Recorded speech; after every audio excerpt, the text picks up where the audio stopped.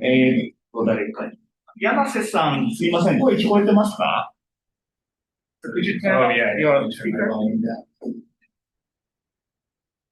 柳瀬さん、声聞こえてますか？聞こえてますよ。ありがとうございます。じゃあ、始めたいと思います。So, welcome to Typhoon Seminar 2025. This year, we welcome Professor Daniel Chavas from Purdue University. He is, of course, very famous tropical cyclone scientist who got a PhD degree under the supervision of Kerry Emanuel at MIT. And then his work on tropical cyclone science is cited by many people, and I'm very happy to invite him as a distinguished lecturer this year. So the first, since this meeting is sponsored by the budget by MRI and Kyoto University funding, so I first would like to ask the Kawabata-san for opening address. Good afternoon, everyone. My name is Yasuhiro Kawabata. Thank you very much for joining the Tropical Cyclone Seminar today. We are happy to welcome Professor Chavas. The title of this seminar is Tropical Cyclone Wind Field, from Simple Theory to Real-World Prediction. This seminar is organized as a part of the collaborative research program of the Disaster Prevention Research Institute, Kyoto University. This program aims to advance disaster risk reduction studies on natural hazards. Our collaborative project focuses on long-term estimation of typhoon intensity based on satellite infrared observation and its climatological study. Today's lecture is closely related to this research. We are very much looking forward to sharing his insight talk. I hope today's seminar will be meaningful and inspiring for all participants. Please enjoy the seminar. Thank you very much. Okay, so now it's your time. Good. Sumiko-san, could you turn off the lights? Okay, so you can start now. All right, great. Well, thank you all for coming. Thank you for having me. Ita-san, thank you for inviting me. Thanks to JMA and MRI and Kyoto University as well for supporting this lecture. It's really great. It's really an honor to be here. So yeah, I'll be talking over the next 2 days about various aspects of my research that have really kind of come together actually in the last couple of years. It's a really exciting, it's a really great timing actually to get to share with you the things I'll talk about today. So this is just a background of the year to make this go away. How do I make that go away? Let's see.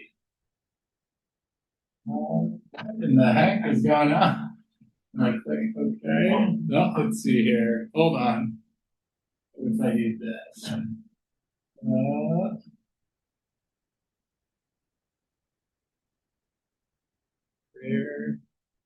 There we go. Okay.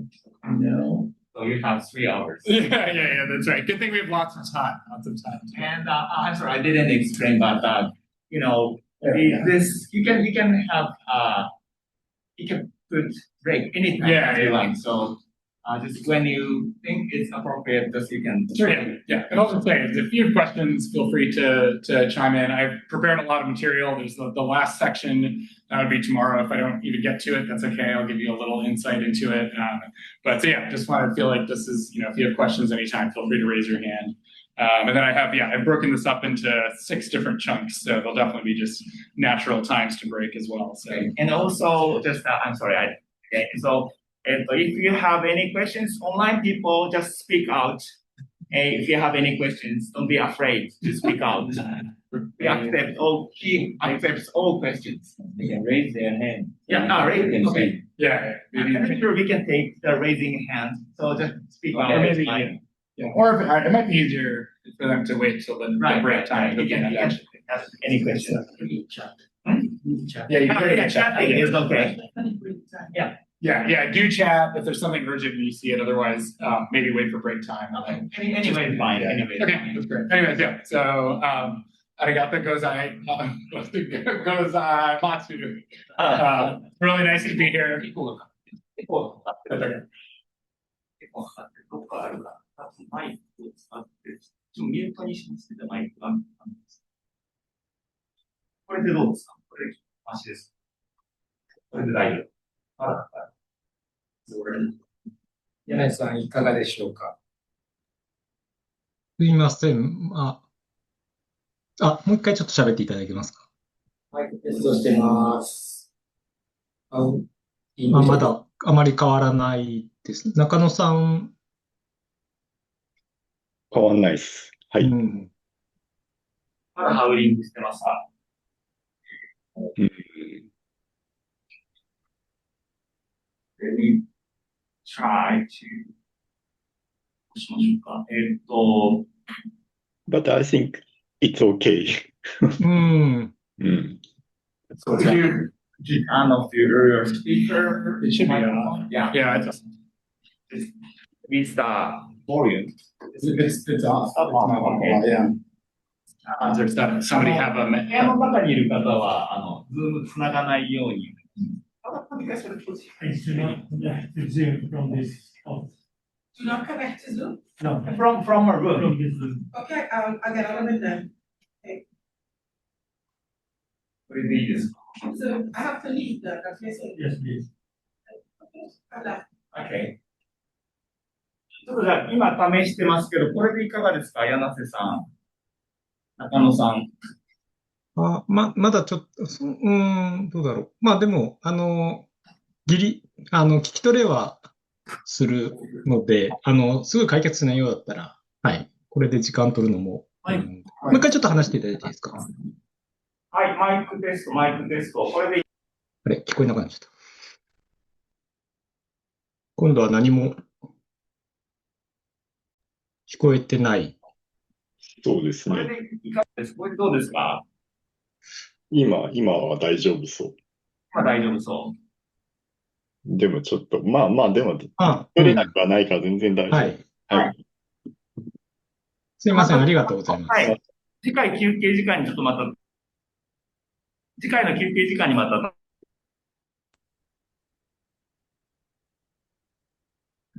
なっちゃった。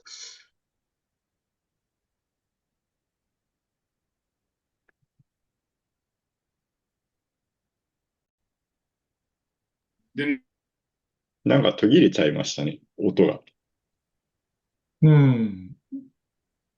Some things about Japan, and there's one thing that I learned that I, for some reason, remembered my whole life, which is Sai Shogu John Kempo, and I've never had a chance to. I told that to friends. I've remembered it forever, and I've told it to friends, but I've actually never told anyone who speaks Japanese. And so when I said it to Ita-san after he picked me up, and then he said, that's good. I was like, okay, so I remembered it correctly. So anyways, so that was my rock, paper, scissors. Okay, so I just want to give a little background about myself and where I come from, just very briefly. So I grew up in Wisconsin, which is a state in the United States here in the Midwest. And this is a picture of me when I was 4 years old in 1990. And I lived in a city called Madison, Wisconsin. And on this day, on June 2nd, 1990, these crosses are extreme wind reports. And a tree fell on my house. And I still remember it's my second memory in life, as far as I can tell. So it's a large tree fell all the way across. It didn't fall through, but it fell across my house. And yeah, that's what got me into being interested in the weather. Now I'm at Purdue University, which is here. So Chicago's here. So it's southeast of Chicago. And actually, it turns out on this day, these red marks are tornadoes. This is still the biggest tornado outbreak in our state's, in Indiana state history. So that's kind of a weird connection going way back with my current institution. So yeah, these are tornadoes. So, Yeah, so my background in undergrad, I studied weather forecasting. Again, I love the weather. And then I went to graduate school it was a climate school at MIT. And that was a very different world. The weather and climate people almost speak different languages to some degree. And then I did a postdoc actually in civil and environmental engineering with someone who did storm surge risk assessment named Lynn. And so I got exposed to the world of risk and engineering, which is cool. And so now I'm at Purdue. I've been there for 10 years and really actually kind of work at the intersection of all weather, climate, and risk. Yeah, so a little bit about my lab, just briefly, and just to give you just an overview of kind of where I come from scientifically. I'm going to talk about tropical cyclones here, obviously, typhoons. So I'm very happy that I have two esteemed tornado colleagues in the room, in Nino-san and Tochimoto-san, because we also work on severe thunderstorms and tornadoes, which I won't talk about here. I've started this for the last 10 years, but for my career mostly I've been focused on tropical cyclones. This is an image from Florence, from a scene from the International Space Station. At a very high level, the way I think about my science, or lab science, I found this. I still don't really know where it comes from, but I really like it. Is that we all want to predict the future, and we have observational data from the recent past. Sometimes we don't. But the world is warming. The world is changing. So this is at least thinking about the longer term. The world is warming, and we don't have data from the future. So if you can do a thing where you just take your data and you see how your puppy grows, and you get to here, and you just extrapolate forward in time. And you might get that and say, that's my prediction for what my dog will look like in the future.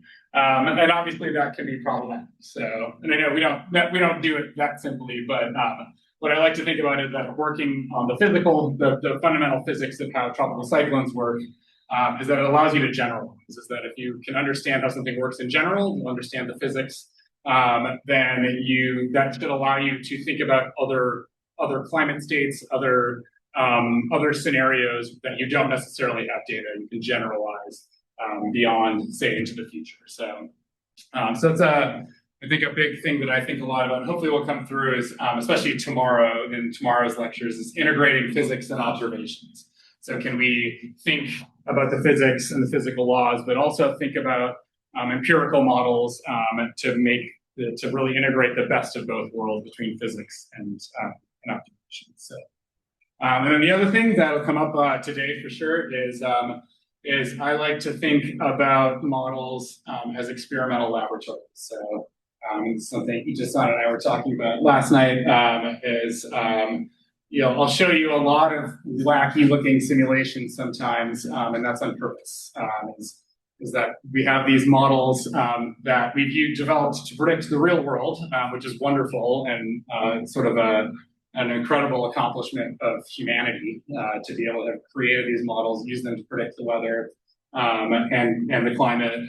But you can use them in very different ways sometimes to test your understanding at a very deep level. So sometimes we actually create worlds. I won't go through any of these. I'll show some of these in some of the talks, but I like to think of imaginary worlds as you can even break the laws of physics in a model because models let you do that, which is pretty amazing. So you can create worlds that can't exist. And at the end of the day, going away from our real world can sometimes help us better understand our real world.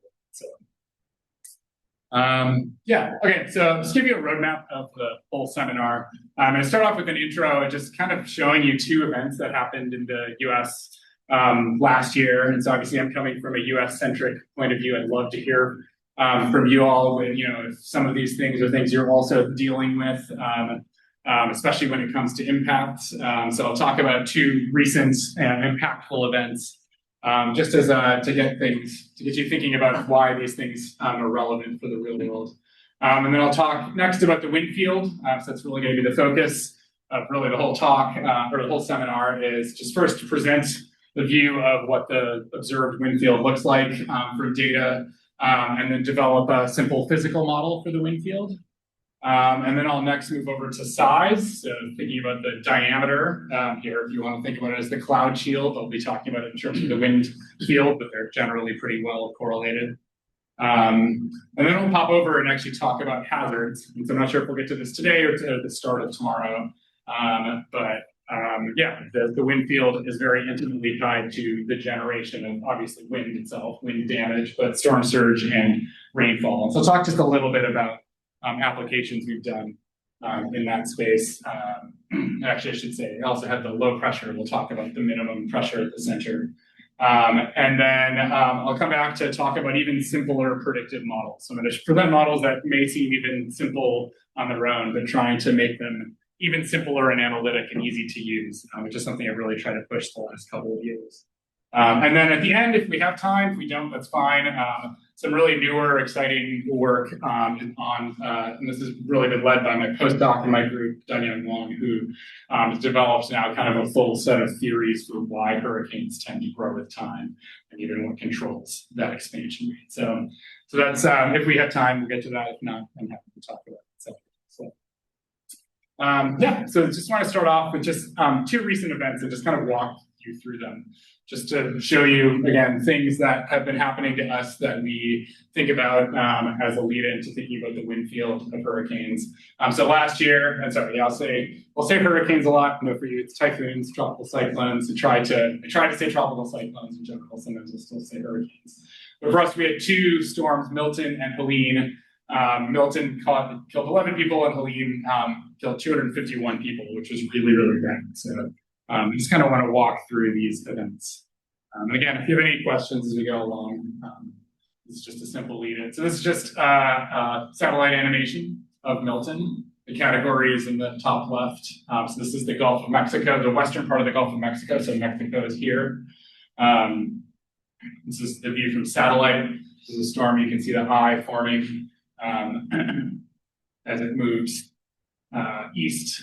So we'll go nice and slow. You can see the change between infrared at nighttime and visible from daytime. See, I didn't make this. This is from, I forgot which. This is NASA who made this. It's on here. It's the YouTube. So yeah, it interacted with the Yucatan Peninsula, and you can see this eye form very, very quickly.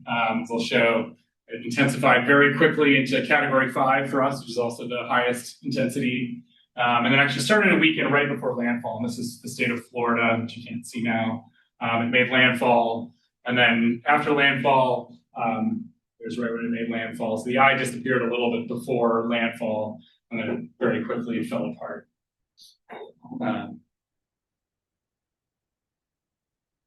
So something that's been fascinating, so start off with Milton, was that this was an incredibly well forecast hurricane, tropical cyclone. Our forecasts have gotten dramatically better. I'm assuming that's maybe the same here for the Western North Pacific. I'm not sure. I'd love to hear. This was, at this point in time, this is the official National Hurricane Center forecast for the track. You can ignore the cone. It wasn't named yet. It was just a tropical depression. So we didn't even know it basically barely existed. And this was the first forecast of where it would go. And this yellow X is the actual landfall point. So it was like absolutely perfect.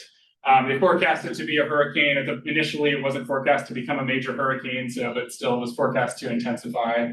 But so this is pretty amazing.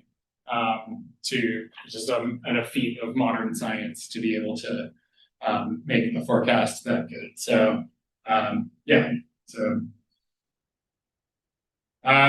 so just thinking about the hazard that they produce. So this is just a dash cam view of wind damage from Milton in Florida. Someone driving through. You can see the power lines knocked over and trees knocked over and just lots of debris sort of strewn about.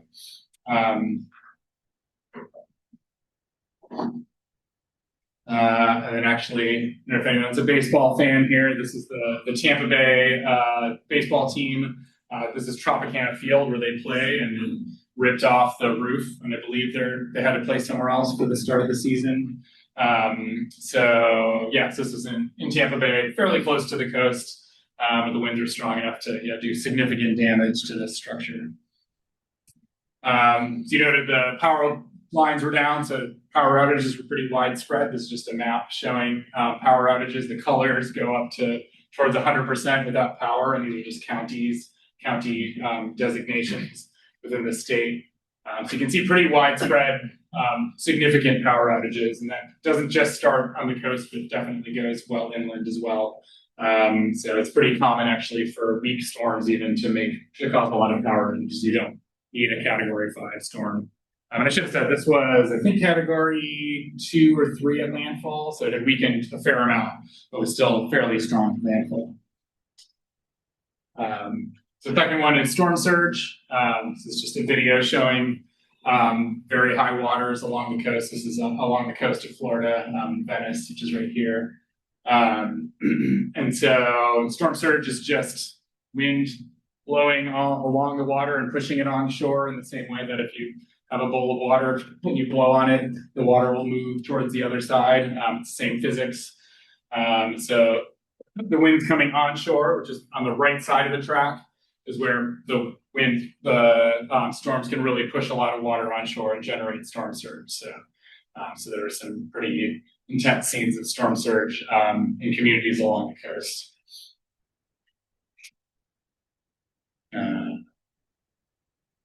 And then additionally rainfall. So this was a moderate rainfall event. So it actually produced a lot of rain to the west of the track. So here's the track here, and here's the estimated rainfall for 6 hours. And this was, in this case, the storm was interacting with the frontal boundary. So this is why much of the rain, and the shear was also in this direction. So a lot of the rain ended up to the left of the track, which is not necessarily common, but that would happen in this case. So that was Milton. And then one more important thing was that so this was the lightning. You're seeing all the flashes where you'll see an occasional flash. The eye is over here, but this was a storm that produced numerous lines of supercell thunderstorms that made tornadoes. This was easily the worst tornado event of any tropical cyclone, at least in terms of the intensity of tornadoes that it produced. Which was sort of a surprise, and so it's a really interesting area of research. Actually, I have a question. Yeah. So you said these are all supercell tornadoes. They're mostly supercells. Yeah. Just in Japan, we do not expect such an extreme event. Sometimes we have our supercell kinds of tornadoes. Yeah. Can you explain a little bit more about, how did you judge they are supercell tornadoes? I mean, how we judge supercells, I mean, they were very long-lived. I guess they don't have a radar. And if you look at a radar loop, you can see that they have hook echoes to them. So they're long-lived. So, I mean, just the mere fact that they produce anything that produces an EF2 tornado is probably going to be a supercell. So, so I'm being loose on that. But I mean, like when it was happening in real time, I mean, supercells have a classic hook echo shape in their radar, and they're very long-lasting. And this was just there were like I don't know 14 or 15 of them just moving along, and they have very, very long tracks. So I may ask Dr. Chimoto-san or Nino-sensei. So are these so many supercell kinds of tornadoes are spawned in US is very different from Japan's? You think the same conditions, or I think of course some cases we have tornadoes associated with tropical cyclones, but this is so huge. So do you think we do have many supercells in the northeast quadrant of Typhoon. And last year we had, I think remember correctly, that something like 8 tornadoes occurred in Miyazaki prefecture. I have a very small follow-up. Yeah. So for these supercell thunderstorm tornado, are they different from the typical springtime tornadoes in the Midwest? Great question. I think this usually, how do I answer this? So almost all tropical cyclones make at least one tornado, and usually the tornadoes that they produce are weaker. And so I think in general, there's plenty of evidence that there's lots of embedded supercells, similar to what Nina-san was saying, was that, but they don't usually, they're not usually that long lasting and that intense and producing that intense of tornadoes. So, and so, in terms of, are they similar? There's, yeah, like, they're similar in the sense that you still need deep layer shear to sustain them, in the same, like the fundamental dynamics are the same. Why the shear is there is the big question. That may not necessarily be the same, but they're still supercells in the same way as the ones we have in mid latitude. So yeah. The supercells associated with tropical cyclones tend to have a smaller size. Yeah, because the shear is strong near the surface, but not, all the way to the troposphere. So that makes the difference. Yes. And also the cape is smaller in Typhoon. Okay. So that's why you have a smaller supercell. Okay. But I think it's quite interesting that you have supercells near the east coast. Oh yeah. And did you observe? Oh, okay. So all the way everywhere. Yeah, they were everywhere, and there were some. Yeah, and some of these persisted off the coast too for quite a while. So you can see the bubbling overshooting convection. But yeah, no, they started here, and then and I'd have to go back and look at the radar to see if I don't know if they maybe reformed. I mean, you can see some of them seeming to travel, but it's kind of hard to tell from this. It could just be that there's a boundary here, and maybe there was new supercells that reformed.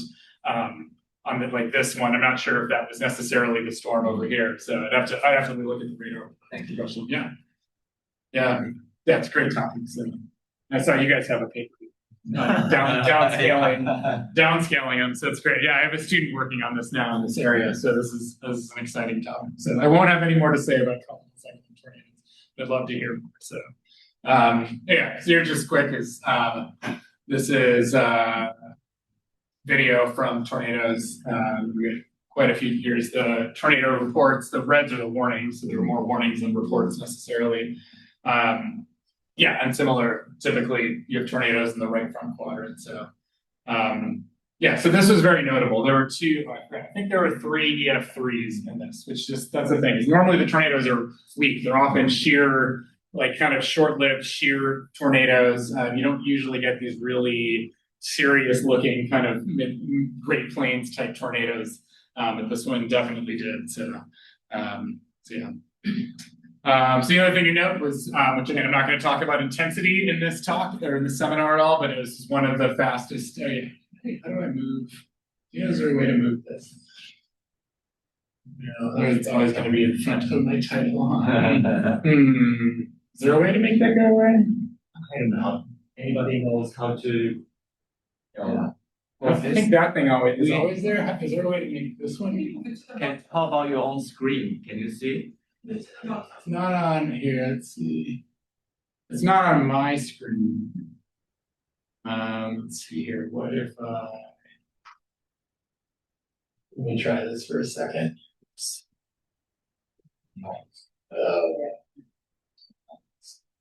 I don't know. Show meeting.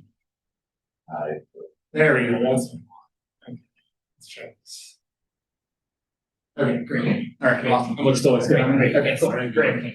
Yeah. So again, this was Milton was one of the fastest intensifying storms on record. So again, I'm not going to talk about that here. It's a different conversation. Happy to talk about that. But this has been happening more and more. We had 3 Category 5 storms this year in the Atlantic, even though thankfully none of them hit the U.S. They did hit the Caribbean though. So yeah, that's a separate topic. So okay, second one was this is from Hurricane Helene. And this is really, at the end of the day, a lot more impactful for very different reasons. This is flooding, videos of really, really bad flooding in Western North Carolina, which I'll show some maps of, where there was a lot of people died, there were a lot of mudslides, just a lot of very rapid inundation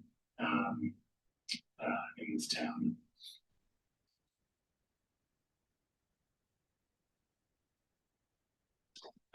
So just to show a movie of, again, a similar satellite view of Helene. which forms. So the Mexico is over here. Here's the Yucatan. Cuba is up here.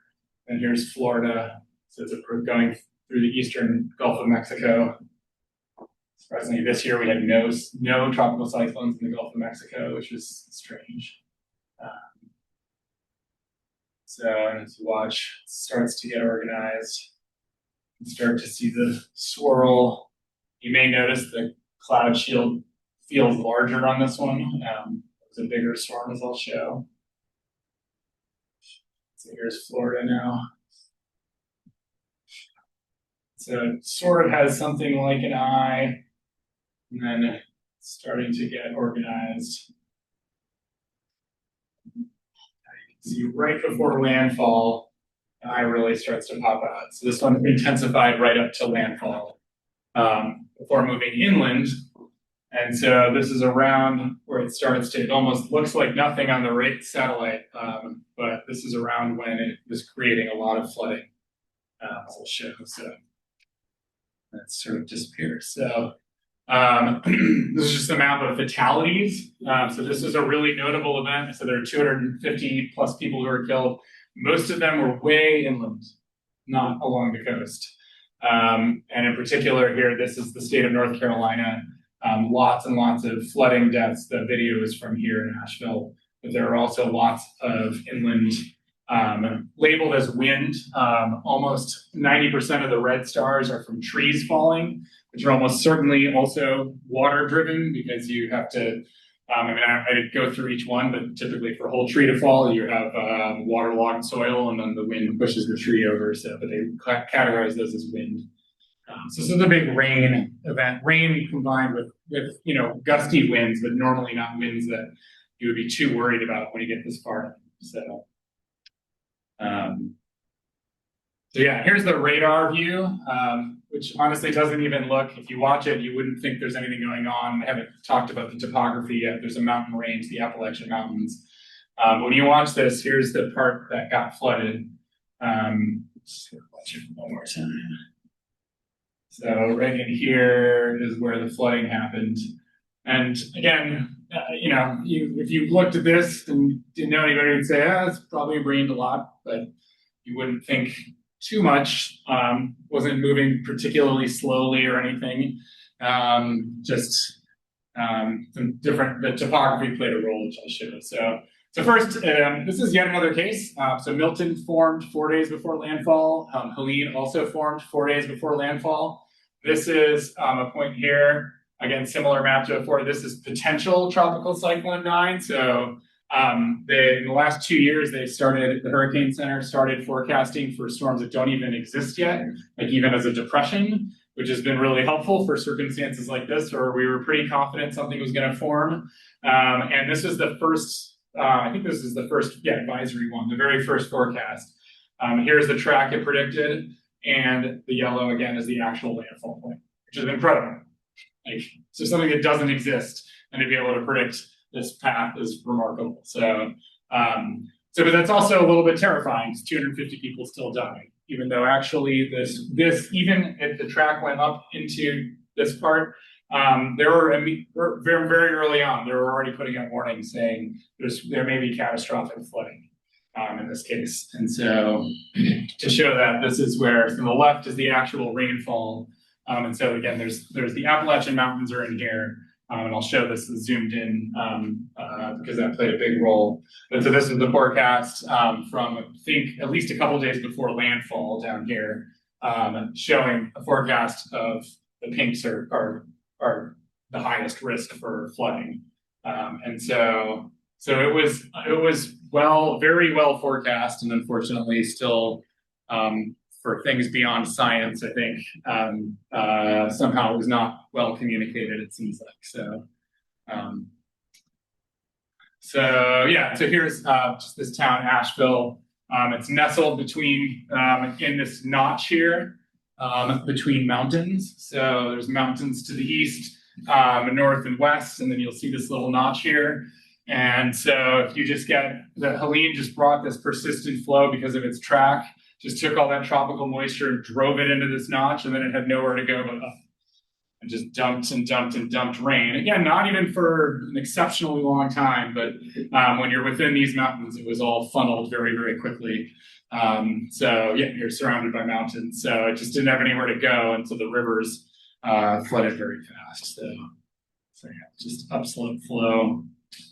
It's just a map of the rivers getting to very high. It was strange, just as a note on the impact side, is that this came to as a surprise to a lot of people, which was actually unfortunate because something very similar had happened about 100 years ago in 1916. A very similar track of a cyclone, of a tropical cyclone that had very similar outcomes. This is a picture of a similar area of devastating flooding. So yeah, so this has driven a lot of discussion about inland flooding in particular and their impacts. So as a part of that, that links into some of the seminar work here is, so this is a wind footprint I took from the data. So we have data in each quadrant. And so it's a little bit of a funny looking plot because it's asymmetric to the right side, but you'll notice this blue part here widens quite rapidly as it goes between Cuba and the Yucatan. And so the storm actually kind of doubled, I think approximately doubled in size in 24 hours, which is very fast. It expanded quite rapidly. And very larger storms produce more hazards. Like you have a bigger footprint of wind hazards, you have a larger area of strong winds. Storm surge is quite sensitive to storm size. So bigger storms, there's a larger area where wind is pushing over the water and able to push that water onshore. On top of just literally a larger area of storm surge again. And then bigger storms make more rain. So you just have more rain available, which certainly contributed here, is that maybe the intensity of the rain from Helene at any given point wasn't so bad, but you still had a much larger area of rainfall to deal with, and that usually continues well inland. So yeah, so the size is important here for sure. So yeah, so that just takes you back to the near surface wind field of tropical cyclones. It's essential for its physics, which is great, and it's also what drives its hazards. So wind, surge, rain, even tornadoes, putting in tornadoes in here, maybe a little more complex there, but we really need to understand the wind field and the whole wind field. It's not just the maximum wind speed that matters. So my argument has been that if we want to be able to model these hazards well, we need to be able to model the wind field as best as we can. So that's really the underlying motivation. So, yeah, put this in, I guess. I already said this before, there's been a lot of interest in inland flooding in particular. And this Helene was just an example that we've been seeing. Freshwater flooding is becoming really the dominant way people are being killed by hurricanes. So anyways, so yeah, and so just to take this back, and we'll have a little pause, is again, thinking about physics can help us better model the wind field. And also possibly the hazards and the impacts. And I'll show a couple examples of this a little later on. So I want to integrate physics and observations to be able to predict not only the hurricanes, but maybe even the hazards as well. So yeah, so that is, I'll move on to the tropical cyclone wind field, but I want to pause and see if there's anything you guys want to talk about or if you have any questions. But, yeah. Yeah, I'm curious about the difference in duration of the storm structure between the Milton and the Helene. It seems to me that in Milton case, once the storm made a landfall in Florida, after that the structure was quickly disrupted. Yes. But in Helene case, once the storm made landfall, but for more long time, the storm structure can be maintained. In my eyes. Yeah, no, you're right. Milton, I mean, I'd say a couple of things. One, the simplest part is just Milton was weakening before landfall because it was starting to interact strongly with the jet stream. And so that probably it basically entered a region of very strong shear And so you could argue even if it did make landfall, probably would have weakened strongly. So when you put those two together, really, yeah, it's like it just disappears and it pops out on the other side. So whereas Helene was not quite in that situation, it was moving north. I mean, eventually it interacted with. It was a big system, and eventually it interacted with the jet stream farther north, but it didn't quite have that same level of sudden strong shear over it after landfall. So, but I will say too is that Helene being large helps. Like larger storms just take longer to dissipate. So, and in particular, since like the wind gusts persisted pretty far inland. But there was still like, I think 50, 60 mile an hour, like decent wind gusts, but nothing usually that you'd be too worried about, but the rain that persists. And so that's the tough thing is rain tends to just, even if as a tropical cyclone, it dies, but the rain, it just becomes a blob of rain basically. So that's about, I think the baroclinic interaction was probably still the bigger, because Milton was just getting sheared apart right before landfall. So good question. Yeah. Any other questions? Do you think of anything else? Switch. I have these broken up here, so my PowerPoint like 1,000 slides. Do you think of anything else anytime? Or if something pops in your head and you want to go back to it, we can do that too. So. All right. One second. I did do that. Oh, come on. Yes. I had a example, so it was the you have more vision on the west because it's the distance. Yes. It's not bad. Yeah, I think that's where again it was running into the jet stream. There was I can't remember the details, but I'm pretty sure there was a strong frontal zone there along with the jet stream. So at low levels, that just tends to be now you have a region of like more traditional mid latitude forcing for rainfall, and so that tends to shift it. I'm guessing the shear probably would have also oriented it at least ahead of the storm, but it's the combination of the Milton circulation then bumping into that front and basically producing stronger frontogenesis, so you can generate a lot of rainfall on that side. Oh, so it's interaction. Yeah, basically that maybe also coupled with the shear, because you tend to get rainfall down shear, but then with the front there, it's just it's a concentration point for lots of rain. So it's weird though. It's a strange thing that does happen. So it's just the wind, not winds. Yeah, no, not the winds. The winds were still reasonably symmetric. Yeah, that's a weird thing. Rain is weird. Like you can count on the winds, as hopefully I'll convince you in the seminar, being reasonably symmetric. But the rain can be very, very different, which makes it really hard to predict. So,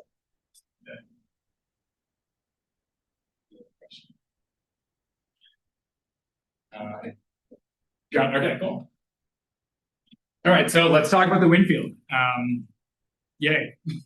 So the tropical cyclone wind field, I'm going to step through kind of three parts to this. It's to just observe structure and variability and just show you how does the wind field tend to vary. And you'll see the way I think about this in the simplest, I'm trying to think of this the simplest possible way. Talk about a physical model we developed, and then talk briefly about response to warming. That's something I'm going to integrate into these seminars is when we talk about climate change, you're saying the world's warming.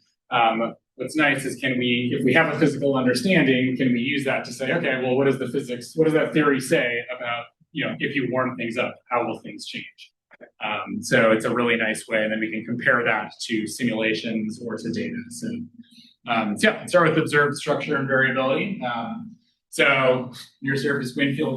Whoops. So this is just a simple view of the wind field. Hopefully many of you have seen wind fields before. This is from Hurricane Katrina. This is going back to 2005 now. We've shown this for many years. It's nice. And a snapshot from a product called H-Wind at the time, showing you the distribution and colors of wind speed. So And so obviously the winds are the strongest in the eye wall and the decay as you go out, but if you go in any direction, I won't talk about, we understand basic kind of wave number 1 asymmetries in the wind field, but I'm going to really focus mostly on just the azimuthal mean, which is to say that in any direction, in any angular direction around, you get generally the same answer. And so that's important to understand. So here are some, I mentioned, I'm interested in the radial structure in particular. So this is just cartoon view of the winds being strongest at the surface and looking radially out from the center. So here out. And so that's radius on the x-axis here. And then this is a whole data set that we put together, which combined 2 different sources. So the solid lines are azimuthal mean rotating wind speeds from this data source H-wind, which was a way to integrate together multiple different data sets. It's something that doesn't exist publicly anymore, unfortunately, but at the time it did. We were doing this. And then the dashed lines are from QuickScat, this satellite scatterometer that we had for 10 years, which was really, really nice. And so we have similar products, or even better products now, maybe with SAR. But so this is just to show you a whole bunch of cases, and then I'm going to break this down. But you hopefully can see by eye some general structural features. The dots here are the radius of maximum wind and maximum azimuthal mean wind. So I'm going to step through these, but this is a big data set we were able to work with to try to understand the basics of basic structure. So what I'm trying to do is to decompose how I think about the structure and how it tends to vary, because I think it's very helpful. So here's one of these curves they pulled out. This happens to be from a snapshot in time of Hurricane Katrina in 2005. And so when we think about this wind profile, so again, radius versus azimuthal wind speed, we have the maximum wind. I know this is an azimuthal mean, not the metric that we use for categorizing storms, the point maximum speed, but you can relate the two in fairly simple ways. So Vmax, which I'll use quite a bit, is the maximum wind speed. Typically, we need some measure of size. And so I'm going to keep coming back to using, for us in the US, is the radius of 34 knots, the outermost one. And you guys use 30 knots, right? Is that right? So you can think about it like 30 knots as well. But this is the one that we have for a long time operationally estimated. That's the farthest out. But you can actually use any size. You could even use the radius of maximum wind, but I'll hopefully convince you that maybe you don't need to use that. You need some measure of size. Should show you why that is. Some measure of the radius or the diameter of the system. And then everything else is sort of structured in mind.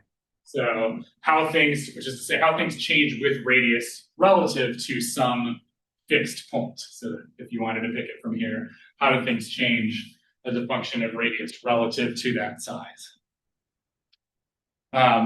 So why do I do this?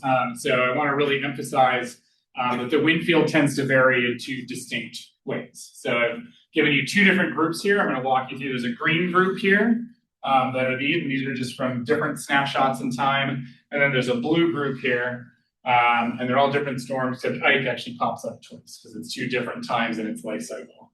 And so some of these things I'm going to talk about, there's a lot of precedent in the past for thinking about some of these concepts. So and really building off some of their work, but just trying to visualize that here. So the first one, so if you take one of these groups, so let's take, let's keep it simple here and take the blue group here.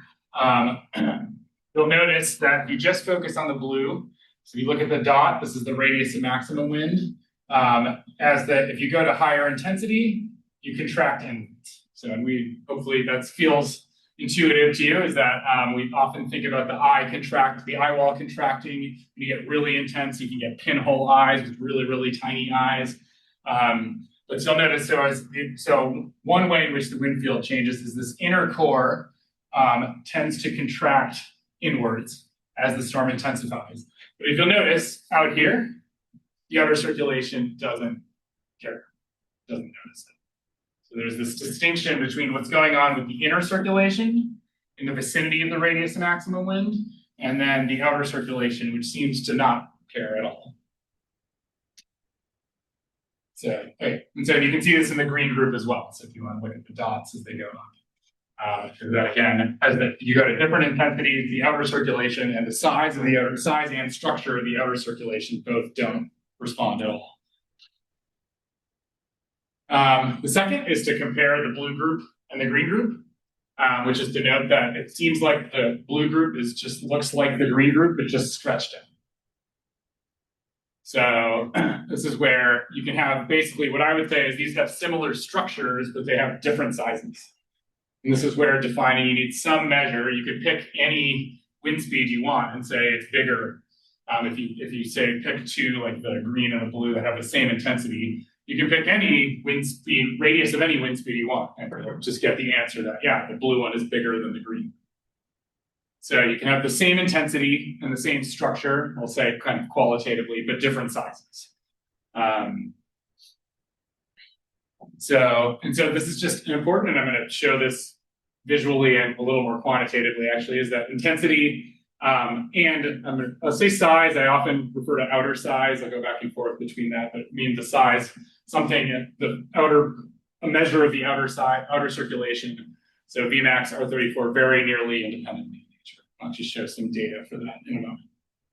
So yeah, please. If you normalize by maximum wind and the radius of maximum wind, yes. How do they? Great question. They do. So that's a good point. So they do not scale. It's not a single scale. So if you do that normalization, they will diverge at some point. And similarly, if you tried to normalize by something out here, they will diverge. So it's not a very good point. It's not just simply I take radius and multiply it by a constant. You can't do that. And I'll show this. The nature of the physics of this is that it's not just a single rescaling. So yeah, it was a great question. Yeah, that might be an intuitive thing. That was originally back in grad school. I was like, I can just multiply it by a constant, but that's not really how it works. So yeah. Okay, so a visual of size varying a lot. I already showed you Milton and Helene, which were pretty different sizes. This is one I've loved, I've shown forever because it's a beautiful example. We had 3 tropical cyclones in the Atlantic, Julia, Igor, and Carl, that were all at around this time were very similar intensities. And Carl is little, and Igor is big, and Julia is right in the middle. And they're actually almost, this times 2 gives you this, and this times 2 gives you this. Like, it's amazing.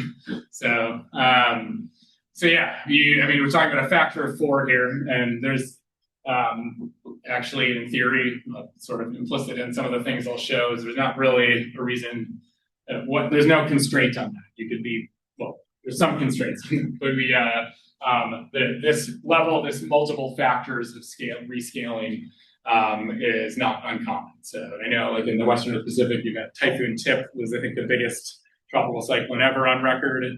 I think it still is today, maybe, from 1979. And then there was Cyclone Tracy, I think also in 1979, that hit Australia. That was like, it was almost, people argued it was like a tornado almost. It was so small. I don't think it was a tornado, but so yeah, should maybe put that up there. That's like an order of magnitude difference in size. So.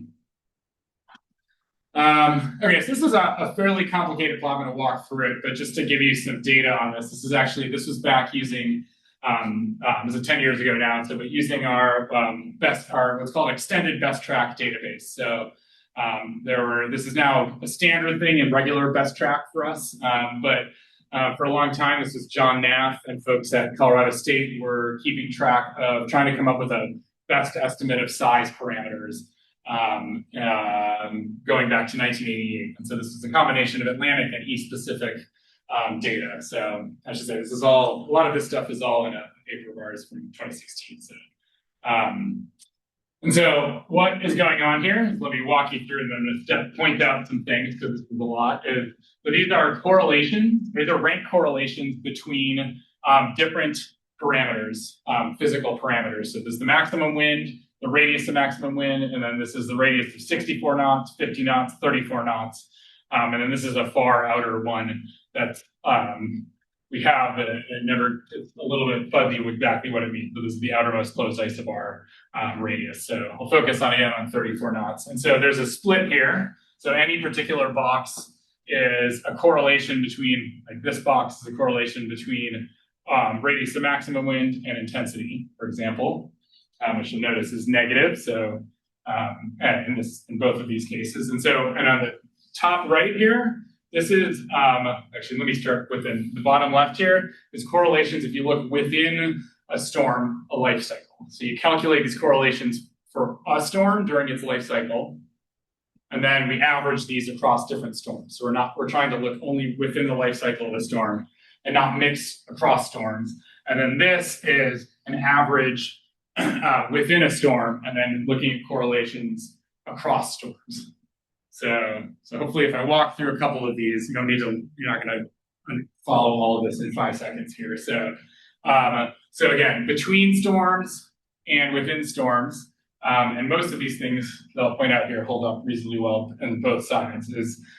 So particularly across storms, intensity and outer size are extremely weakly correlated, which just goes back to Weatherford and Gray has shown that in 1988, and still pretty weakly correlated within storms as well. So again, this is just the basic point. It's a very common misconception. You just think more intense should mean bigger, maybe, but there's really, as I showed in the way the wind field varies, is that what happens in the inner core seems to be able to be totally independent of what's happening in the outer circulation. So, let's see here. And then now this first mode I talked about, which is that when you intensity, you can change intensity, but the outer size doesn't change too much. So you can see that, let's see here, Rmax. Oh yeah, I see, okay. So this is the correlation between Rmax and R34 knot. So these are also very poorly correlated. So it's another way to think about that. The radius to maximum wind can change, while the radius to 34 knots does not. And then between storms, these now covary much more strongly.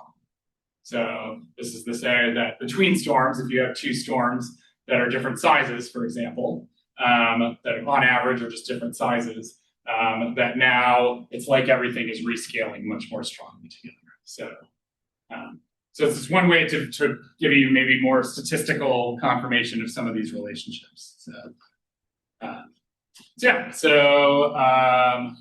So what I'm trying to reduce things to, for simplicity, is to think about just three essential components of the wind field. So again, intensity and size, and then structure. And the structure will be the thing I'll be focusing on first here. And what I want to emphasize too is I'm going to try to think about this way, is that if we knew, say, the radius of 34 knots and the intensity, and you have this structure, you should actually predict the radius of maximum. So at the very end, I'll talk about maybe you might have data for both of these, and you might want to use both of those things. You don't want to predict it, but in principle, this should be enough information in blue to be able to predict the radius of maximum. That would be ideal. So, yeah, so that's good.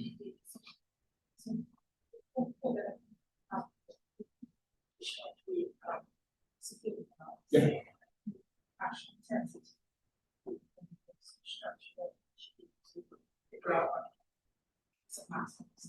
Correct.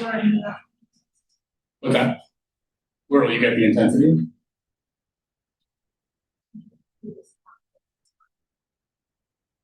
Yes, if you knew the intensity, like if you just had a measure of it, you said, here's what I think the intensity is, and you knew radius of 34 knots, you should be able to predict, ideally, the radius of maximum.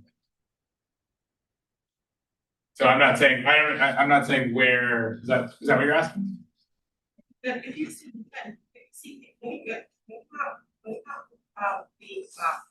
the simulation of where it's text. Oh, sure, yes. You're thinking, so if you have, this is, I'm trying to simplify things as much as possible. In reality, say for regular forecasting, yeah, you might have, so there'd be two things. If you had, say, SAR data, you probably will know the intensity and the radius of maximum. If you had Dvorak, you might, where you just had satellite view, you might have an estimate for intensity, but have no estimate for the radius of maximum. So, or another thing that can be useful is, sometimes the radius of maximum wind is very noisy in data. And so maybe you want like a sort of an independent estimate. And I'll come back to that later, yeah.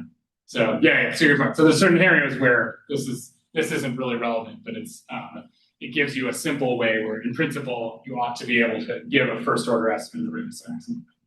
So, makes sense, cool. Yeah. Any other questions on this? Could you go back one slide? Yeah, absolutely, please.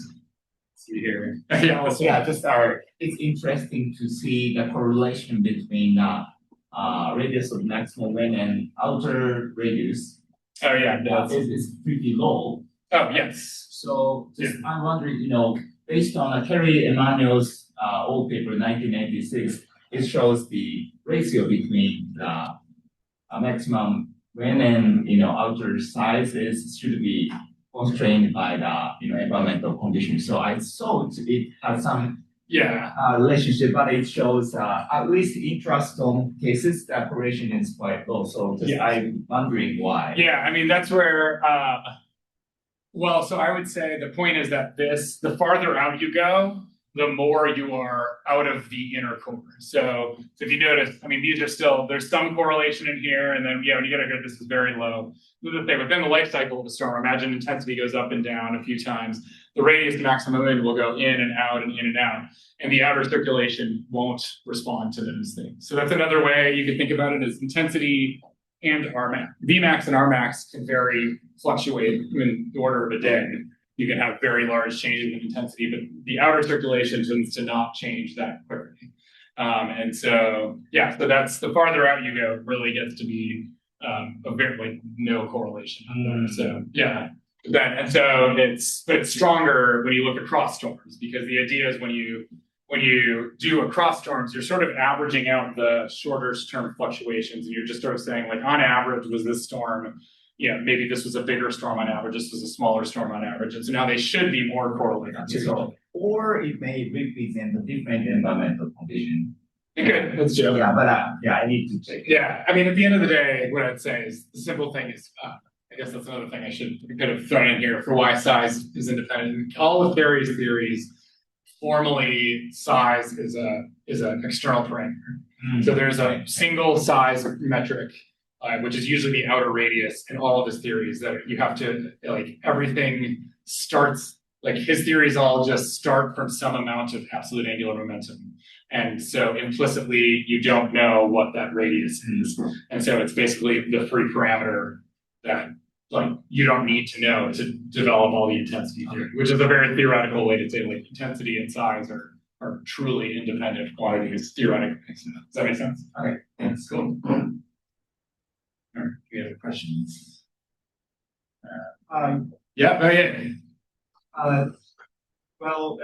Take it back. Before and after ERC. Oh yeah, good question. What happened? Can you assume the same structure? ERCs are a thing. So no, obviously not. So you'll get a secondary wind maximum. So what typically happens in an ERC is that you'll develop a secondary wind maximum. I've had this on my mind forever as I'll talk about it, the model we develop is to put in an option for a secondary eye wall and a secondary wind maximum. But so you'll usually develop a secondary wind maximum. If you have a full ERC, then the secondary one becomes the primary one, and then the inner one weakens, and then usually the storm gets bigger in the end. And so this does not think about that. It would skip that. Yeah, but you could. I haven't thought of a simple way to put it in. But you'd have to modify it to think about ERCs. If before and after ERC, you can still Yes, and you will almost certainly you always end up with a bigger storm, and so that's another thing is ERCs tend to are part of seem to help accelerate the growth in size. But you're right. Before and after, in between, you'd have to do something else, which I'd love to think about how to represent that. So great question.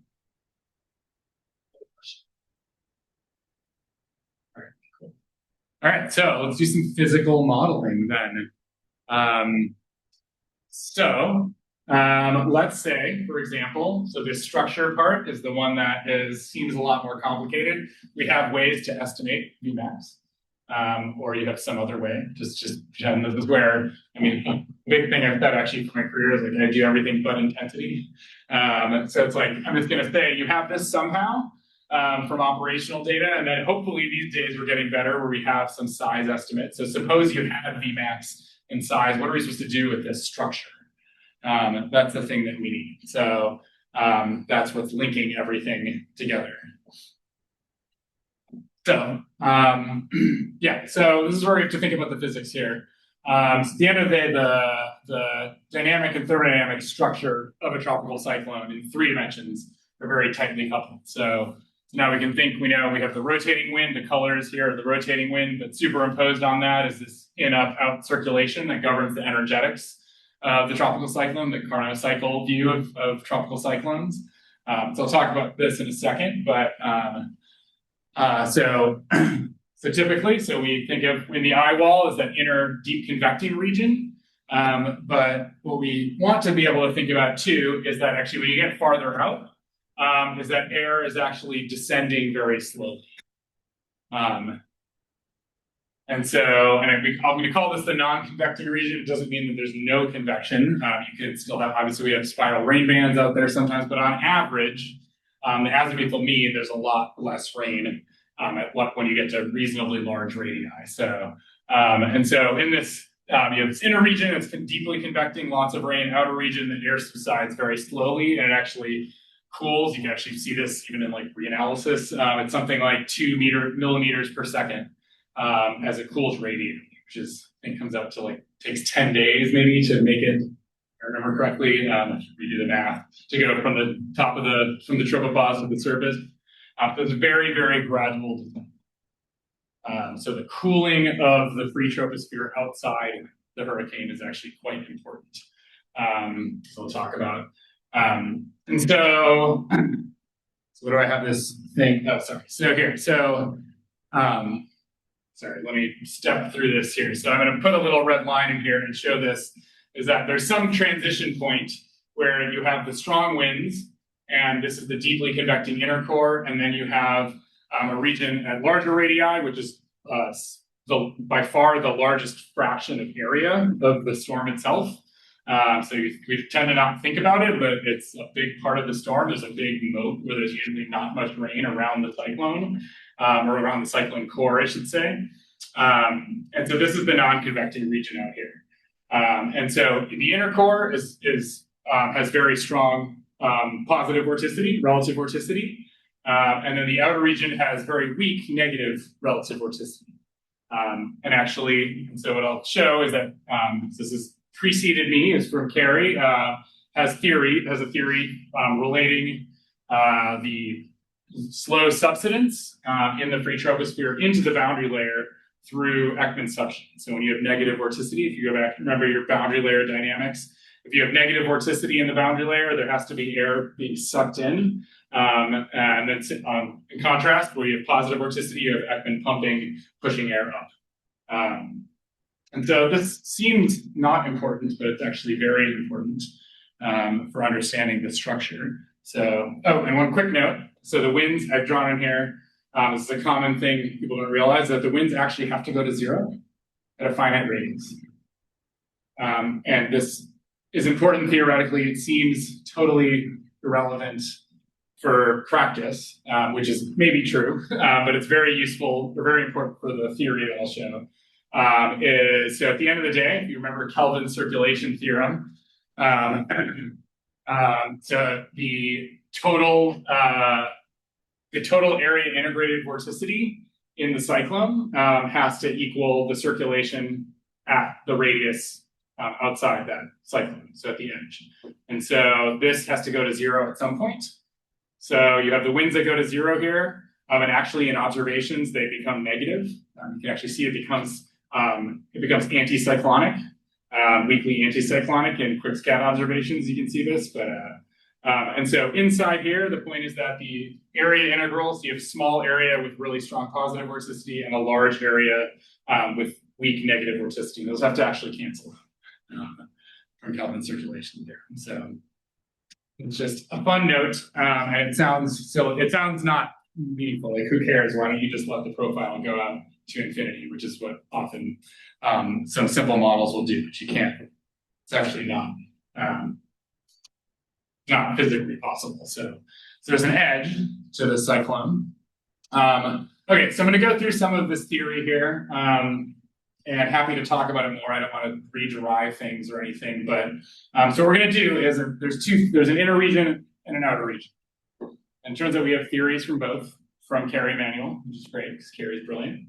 And so one is this model that physically says that the relative vorticity distribution, again, if you have negative relative vorticity, you have to generate Ekman suction into the boundary layer. And then actually thermodynamically, air is subsiding because it's cooling radially. So the faster that the air cools, then the faster air has to subside to bring higher potential temperature air down to balance it, what we call radiative subsidence balance.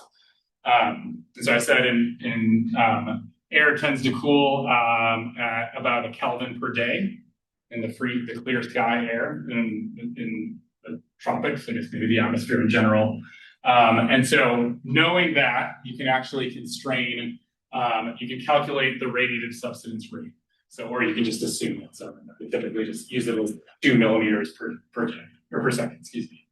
And so this relationship can be quantified, and it turns into this, maybe if you like math, this looks simple, and if you don't like math, it looks scary. It has been the bane of my existence for most of my career. I've worked on it for literally almost like 17 years now, but it's a solution for absolute angular momentum. So actually, maybe I should have put it up here. So angular momentum increases going outwards, and it's a solution that relates the basically Ekman suction, which is related to the drag coefficient and the relative vorticity gradients in the boundary layer, and the radiative cooling rate, and it tells you how absolute angular momentum changes with radius. So for M this is the relative angular momentum, and then the planetary angular momentum. So at the outer edge of the storm, at the end of the day, the hurricane is actually drawing from absolute angular momentum from the planet. Planet didn't rotate, we would have no angular momentum for the hurricane, it would never rotate. So this is an ugly equation, or a pretty equation, whatever you think. It does not have an analytic solution, despite my years of trying. Later on, I will get to a glorious, I eventually came up with an approximation that is very cool. So, okay, so I didn't talk about the actual solution. So this gives a solution if you start from some outer radius, and actually this outer radius is in the solution, which is what makes it very difficult to solve analytically. It gives you a curve that looks like this. So if you were to say, to start from the outer edge here and go in, this is how wind speed would increase as you move towards the center, which hopefully looks appealing as a structure for the outer circulation. All right, and meanwhile, in the inner core, we have another theory that I'm definitely not going to go in exceptional detail, also from Carey Emanuel. This is from Emanuel Rotuno, 2011. That is a very elegant theory, and actually this time maybe I'll just focus on what does it look like. So this is a solution for an inner convecting region. So it's winds that go up to some maximum and then they decrease very rapidly, really almost all the way to zero. And here's an analytic approximation to this model. But we have an equation that we can use. And so it's again phrased in terms of angular momentum. I'm just showing it in the function, or in terms of wind speed. Can't remember why I put this. Oh, yeah, that's right. Okay, so no, I don't want to go through all the physics of this, but it's a very elegant theory that says that there's actually turbulence in the outflow. So if all the air in the outflow went up and out, it all went out at the tropopause, like we had imagined for a long time, you would have an extremely strong shear right below the tropopause. So there must be, you'll be supercritical, the Richardson number, and so there must be turbulence that actually mixes, and what it does is it stratifies the air near the tropopause, and that actually backs this plot. Probably, I don't even want to try to create this plot. It basically means that the outflow temperature actually gets warmer as you go to larger radii. And so it says that the wind speeds, because the outflow temperature decreases as you go out, the wind speeds should decrease. So Sorry, yeah, this is where I put, this is too much, I should have, this is the potential equation for potential intensity. So if you know the equation, potential intensity theory says that the maximum intensity a hurricane can achieve, all you need to know is the difference, the surface temperature, the outflow temperature. So this is usually like 300 Kelvin and 200 Kelvin times, there's a ratio of exchange coefficients, and then this is the enthalpy jump between the surface and the overlying air. And so the key thing is that what this theory says is if outflow temperature, so if convection hit the same outflow temperature at every radius, then you would just have the intensity would be constant with radius. But that doesn't happen. And instead, there's the theory for why the outflow temperature gets warmer and warmer. So this difference gets smaller and smaller as you go to larger radii. And so the wind speed goes down. It's kind of a lot. This is just what I want to emphasize, because I actually don't even think it matters. Again, it's a very beautiful theory, but it's nothing that I want to talk about is actually that critically important on whether the theory is right or wrong. But it happens to give us this nice a profile for the interval. So, which tomorrow I'm going to say we don't. So, and so, yeah, so I'm happy to talk about it later. I don't want to get caught up in that. All I want to do is the very simple thing. Is we have a profile for the inner core, this dark green. We have a profile for an outer region, this light green. And it turns out one is concave down and one is concave up. So if you take two balls and you bring them together, there's only one place where they will touch, the one tangent point, which is like a marvel of math. And that point ends up being here. And you can just stick them together. So you don't need to know where to merge them together. You just happen to, you can do it either way you want. And so I want to emphasize this doesn't have, the outer one doesn't have an analytic solution, so you have to do this numerically. And then the inner one actually also requires a numerical iteration. But so it's pretty fast with code, but at the end of the day, all we're doing is saying you have a thing that's concave down and you have a thing that's concave up, and we just want to find out when you push them together, where do they stick together? And there's a way to find that out very quickly numerically. And so what that is then this red dash line is a model, and you can think of it as sort of the simplest possible theoretical model for the wind structure of a tropical cyclone. And what's cool is that it is also very much consistent. You get a merge point that's usually something like 2 RMW, which, and I didn't put this in here, we actually looked at, so implicitly it's raining a lot inside of the X, and then it's not raining at all outside of it. That's what the theory would say. And actually, we compare this to the radial structure of precipitation from QuickScat, and you get a reasonably good fit. But when you go outside this, rainfall doesn't just go to 0. There's some rainfall that continues farther on. So that's the theory. So, yeah. Tell me, slow down. Yeah. Go back one. Sure, yeah. Please, and I'm sorry, I still not get. I mean, this is the part, I don't want to reteach this theory because but I'm happy to answer if there's like something I can help with conceptually. Okay, so just one question is, which parameters do we need to provide to get this profile? You just need, so again, in this case, you give it the radius of maximum wind. You need to know the ratio CK over CD, and you need to know the latitude, so you have the Coriolis parameter. And that is it. That's all. Yep. Okay, so that's all to get this profile. Yes, that's correct. And I think you did not assume that I. Like just rainfall. Rainfall region. Yes, great point. Yes. So there's no assumption about I here. That's another thing I'll come back to. Is you could also. So actually, what I like to do to preview in the future is that this part, really, the profile is just from our max to here. That is physically correct. In the I, it gives you an answer, but you could also replace it with something similar in the I, which is what I would do. And I'll do that later. Is to just put like a linear model in the I.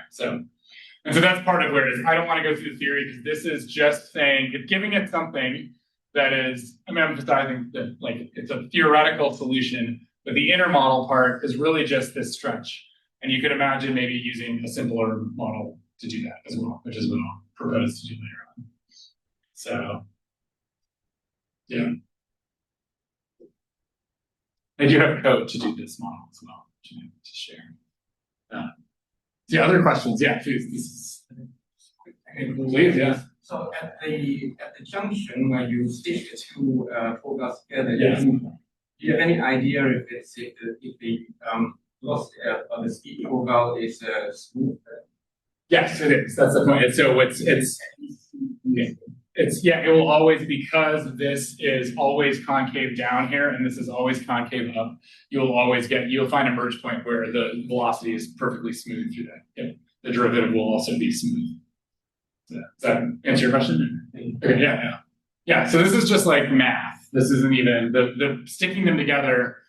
Why I say it's basically the simplest physical model for this complete structure is because, like, you know, if this didn't work, if you couldn't just stick them together and you needed a transition, then that would say that it's not good enough. You need to have something else. But somehow, and maybe it's just a fluke of math, that's possible. We have two theories that just so happen when you put them together, they give you an answer that works, that's unique. You get a solution that is unique. And it is conveniently, it assumes that there's ascending motion and rainfall in here, and then outside of it, there is none. And that is very, that is also consistent with the actual thermodynamic view of the tropical cyclone. So this doesn't mean it's right, it's just the simplest possible model. So, yeah. Yeah, my question might be related to the Ito-san's question. Yeah. So how about the vertical motion in the eye? Yeah. So this is where what I would do is, this part is the only part of the theory that we actually, like, that could be correct. In here, I would just replace it with something similar. So you could also put in like a linear model for the eye or something like that. So it shouldn't be valid in the eye. Does that make sense? So I'm showing you this way, but yes, if you want, maybe I should say it's not simple. Maybe I should put a simple eye model in here as well. And I don't have any fancy eye model to propose. But it's really, the inner model formally is only valid from here to here. So if you wanted to think of it as a third section, you'd need something else in the eye. So typically you can do something, you know, like a linear model or something simple. So yeah. So like phenomenologically, that junction point corresponds to the extent of the pole? Yes. Okay. Yep. So in theory, again, yeah. Which parameter determines junction? It's not actually super sensitive as a function of. See, I should have. Maybe I can share some more slides. I can grab more analyses from this paper. I'm trying to remember now. It's not. It's often around 1.5 to 2 times R max, and it's not particularly sensitive to anything. So yeah, so that's where I'm going to show you the basics of how the model works, and maybe this will help also. But it's like it doesn't vary a whole lot as a multiple of R max. So yeah. But I haven't thought a ton more ever since we did this about that. Like, if there's any meaning to it, you know, is there a reason if you change a parameter, you know, the rainfall region should get smaller or bigger? So, yeah. So yeah, if there's other questions, just holler. Okay, so let's see here. Oh wait, sorry. Oh, I didn't want to do this. Oh yeah, here we go. Well, this would help if I put these up here. Okay, so yeah, so inner and outer and merged. We talked about that. Here are the parameters. So, I break this up into the storm. You need Vmax. You actually need any wind radius. You could give it the radius out here. You could give it Rmax. You can give any wind radius. Again, this is where a measure of size. Again, I like 34 knots, 17 meters per second, 17 and a half. And then the Coriolis parameter. And then the environment, you actually need this radiative subsidence rate, which is about 0.002 meters per second. And then that divided by the drag coefficient, which is also around 0.002. So this is often just 1 or something close to 1. And then this is the ratio of exchange coefficients of enthalpy and momentum, which is also often around 1. So you get a couple of environmental parameters that you can think of as constant. And so what's great is that again, why I emphasize the physical nature of this is there's no arbitrary empirical parameters. There's no, if you worked with the Holland model or most other models, there's always some, just some scale that you have no idea how to constrain. So, yeah, please. Absolutely, I love it. No, there's don't. This is what this is for. I'm here to chat with you guys. I think that absolute angular momentum conservation is one big constraint. Yep.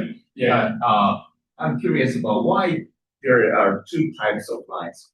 Outer model should follow the absolute angular momentum constraint, and also it seems to be, inner model should also follow. Yeah. So that's the thing is, what is the trick?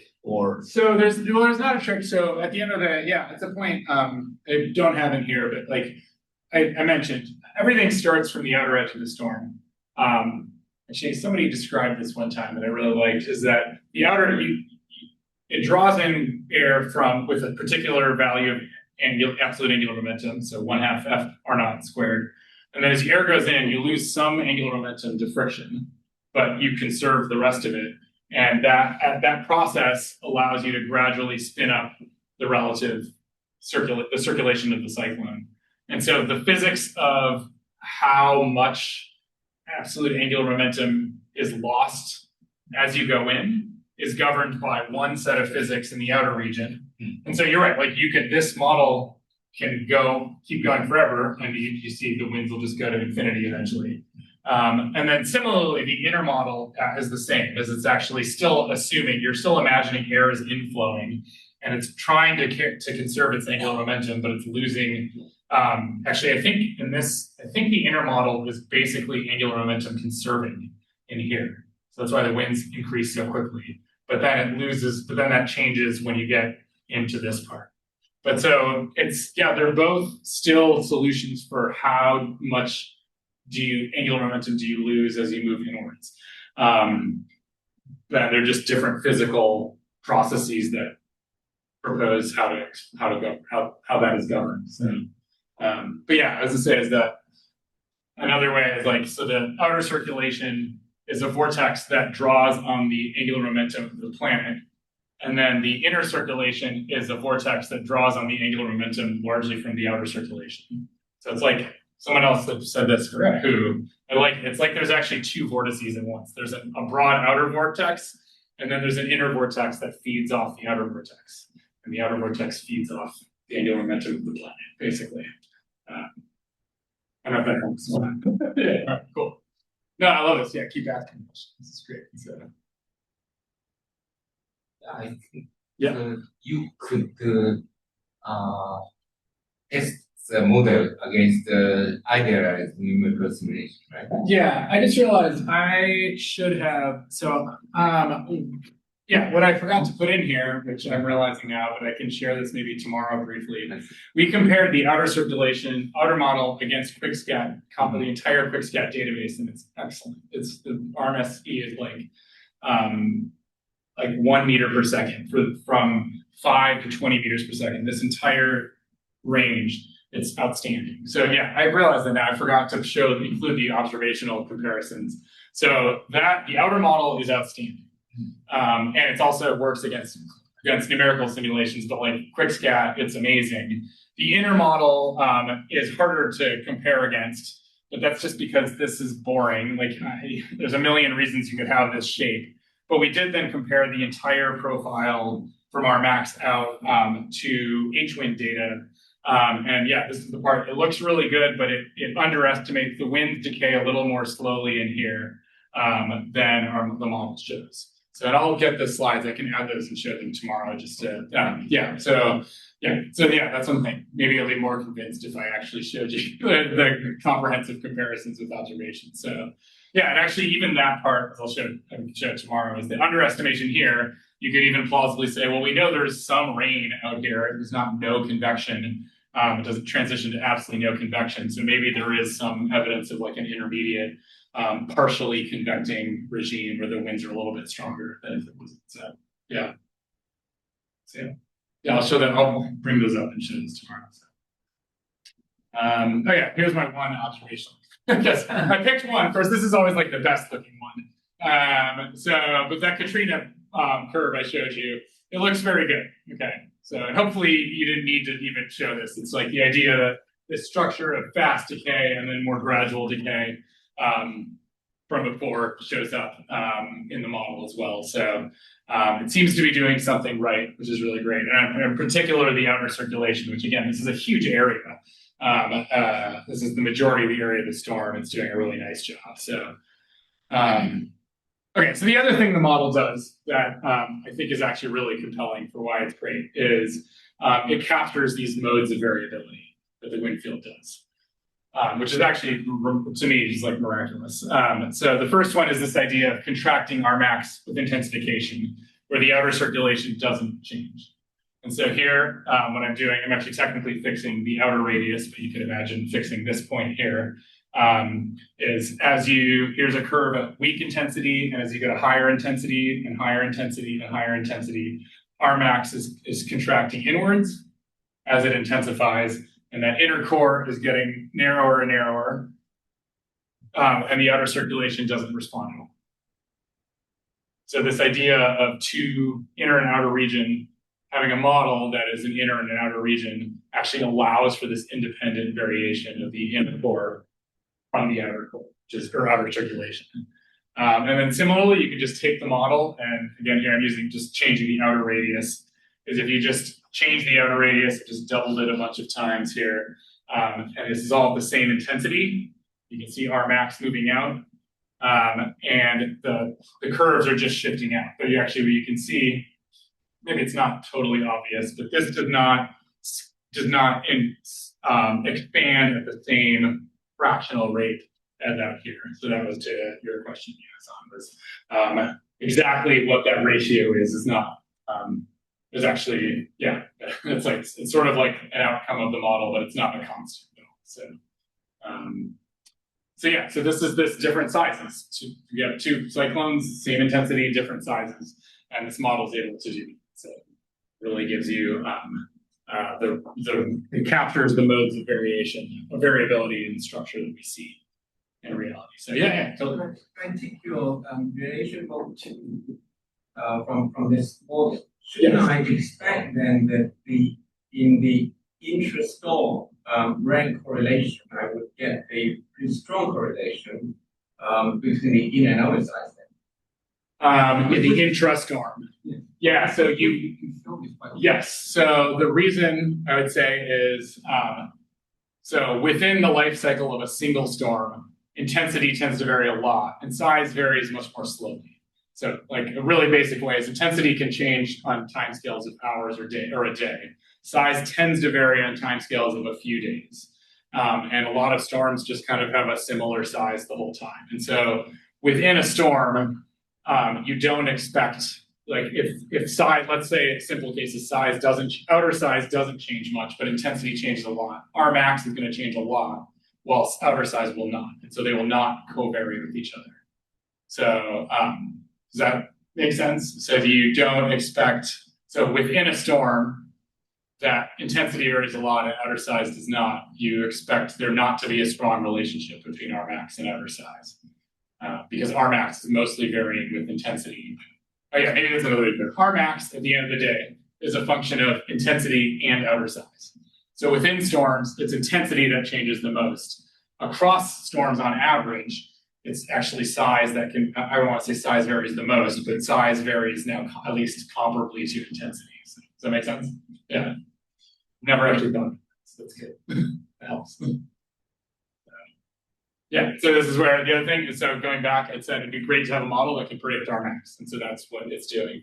And I'll even come back to this. That's something, this isn't new. The idea that Rmax contracts with intensification, it depends on outer size too. There's past work that's shown that as well. So yeah, let's see here. Oh god, I forgot to put this in here. Just a note, if you would like to learn more about this, I had a graduate student, Jia Chen, who's now at Nanjing, look at whether this model can work in idealized simulations after landfall. where you take a hurricane and then you just suddenly change the surface from ocean to land of varying degrees of roughness. And I don't actually want to get into this, but these are extremely simple. This was an axisymmetric model. Landfall is not axisymmetric, but it was that's nice place to test the theory. And basically in the model, just to kind of show you what happens is over time, these are different. I think this is at 24 hours after the start. I'm trying to remember now here. Anyways, the structural model actually does an okay job, but it even has the drag coefficient in it, so you can account for that. So I'm not going to spend a lot of time on that, but it's also very cool that at least in an axisymmetric landfall, the model seems to be able to capture things. So, yeah. Understand why the weeping region inside are not speaking. Wait, can you say that one more time? I said why the weeping region inside our marks. Someone watching inside our marks. Yeah, so that's where. Yeah, so no, you're right. So I really should stop saying it. It's the simplest model, but it really, the physics for the inner core for the eye is not represented here. So you could develop a different eye model, which I have thoughts on, but I think at the end of the day, a linear model is fine. So yeah, it's not accounting for the substance in the image. That would require a third model, which you could do. So if someone has thoughts on how to do that best. So yeah, so no, you're 100% right. Because inside of Rmax, the theory is not valid, but it's just convenient that it gives you something. So you don't have to put something else in, but you probably should because the physics are not valid there. So, does that make sense? Yeah, cool. Okay. Okay. So putting this together, so we have a way to create, say, a physics-based wind footprint. Just picking Katrina again. This is for a while now. Is if you now have intensity and track. This may be more relevant for things like risk modeling, but you can also maybe compare this to observations. I haven't done that here. I'm just showing you as an example of, you can create, if you have intensity and size along a track, you have a way to have an estimate of the footprint of the winds along the track. So that's really nice. It's a way to kind of start to connect things to real wind fields, I guess. So, okay. So the other thing, on the physics side is if we know the wind field, we can predict the minimum pressure at the center. I'm going to talk this high level now, and then actually come back to this later. Yeah. So if we have our wind profile here, I'm just showing a simple one here. Here, actually, in this case, I put a quadratic eye, what the best option is for an eye. From gradient wind balance, you can integrate inwards. So the rotating wind is directly related to the pressure, change in pressure as you go in. So if you integrate gradient wind balance in, you can go all the way in and end up at the center and get a pressure deficit. So that's what this delta P is here. So, and here I started from specifically from the radius of 34 knots. So the central pressure is deficit, is an integrated measure of the wind field. So this is something we can make use of. And a thing that comes out without doing anything, you could do it mathematically or you can do it numerically.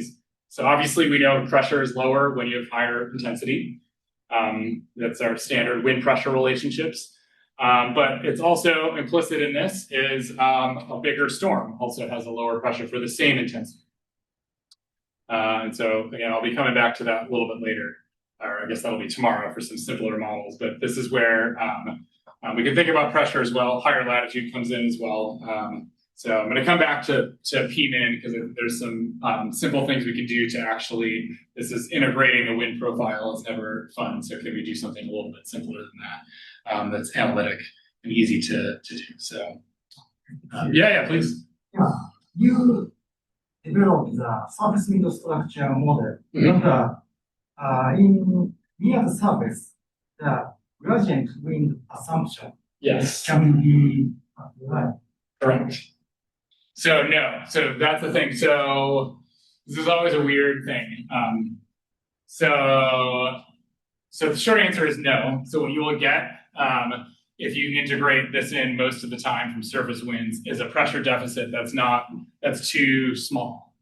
And that's probably because, if you go to the top of the boundary layer where you should be calculating it, then you will have higher winds. And so there's an offset there.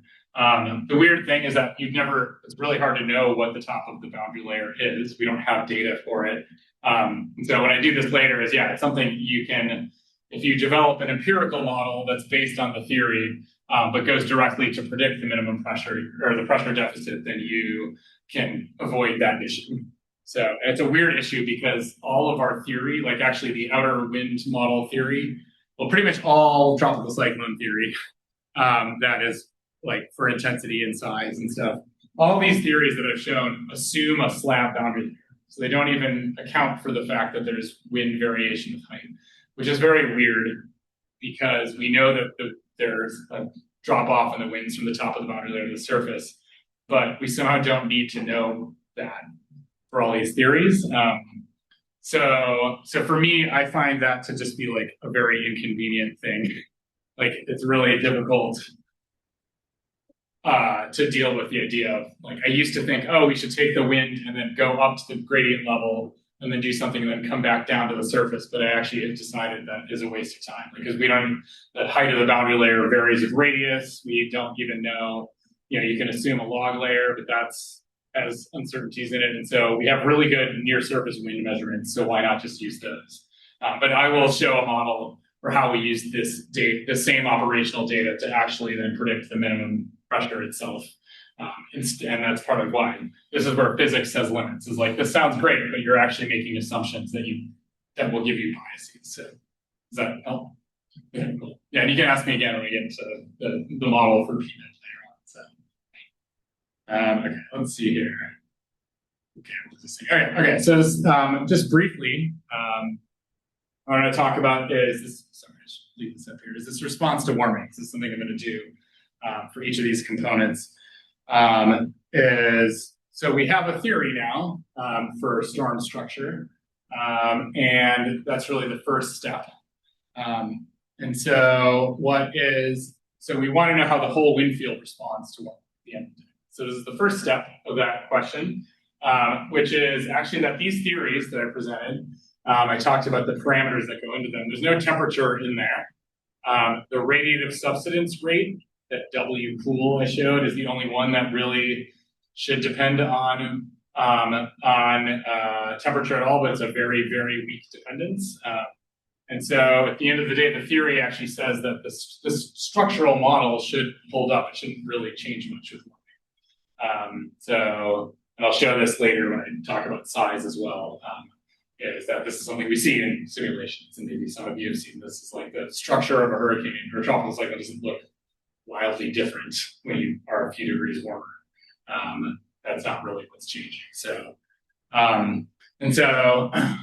again, not really focused on intensity in this seminar, but we expect Vmax to increase slowly with global mean warming. There's lots and lots of work on that. I'm not going to talk about that. We think tropical cyclones get a little bit stronger as you warm. And so that we still can't say how the whole wind field changes because we need to talk about size. So what's happening with size, and then I'll put it in for Rmax as well, as I can't tell you if I don't know what's happening for the outer size. I don't know. I can't really say anything about what's happening with Rmax. So we'll fill in those gaps next. So this is a good place to pause. This is actually here. So hopefully presented just a good, fast physics-based model. It's pure physics, maybe a little math for the tropical cyclone wind field structure. And so it's filling in that gap that we need. And so what I want to go to next then is to talk about the size, is what sets the size of tropical cyclones on Earth in general. And I'm not going to answer all of those questions, but hopefully I'm going to solve a certain subset of those questions about size. So this is really a missing piece for understanding and modeling the entire wind and pressure field. So So that's up next. But yeah, I'll just pause there. It's a good place to pause. See if there's any questions. If anyone has to go to the bathroom. You have any questions? Okay. In your model, you assume the negative vorticity area in the outer radius, but in real case, is it applicable or not? Because in my experience, so many typhoons have large but big positive vorticity area in a wide area, wide region in the outer radius. So I guess the short answer is yes, because when we compare it to QuickScat, it looks great on average. I have no doubt, though, in real cases, I don't know if the storm is interacting with other synoptic scale features, then of course it's going to be a place where maybe on one side of the storm there's something, but I don't know if you typically see positive vorticity unless it's also still closest to the core. But as you get far enough out, yeah, it's very, very consistently, there's not much convection and that extends quite far out, and it's just this weak negative vorticity. There might be. Yeah, I'm not sure. Do you see that in when you take an azimuthal average? You see that, or just you see it in regions in certain quadrants? In my considering, I see the horizontal map of the vorticity. Particularly in Western Pacific, we have sometimes we have weak, such as a monsoon trough. Which is a synoptic low pressure system.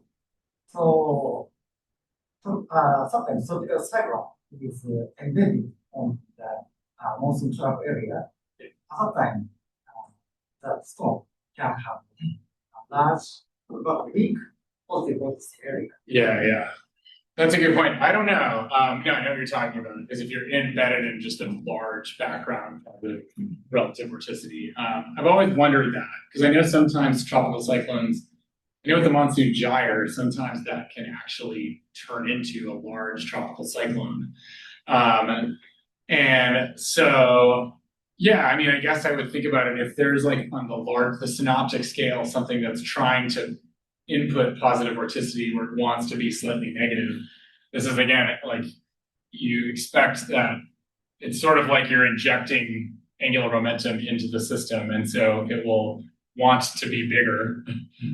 So that can happen. I don't know what happens in those circumstances if you see the storm get bigger or anything like that, or if it was already big. But I think there's no question there's places where this is really thinking about being in a quiescent background environment. But if you're stuck inside a large relative vorticity region, I think what I would think about it as is it's a place where the cyclone still has its negative vorticity region, but it's superimposed on a background. So you always separate the storm from the background.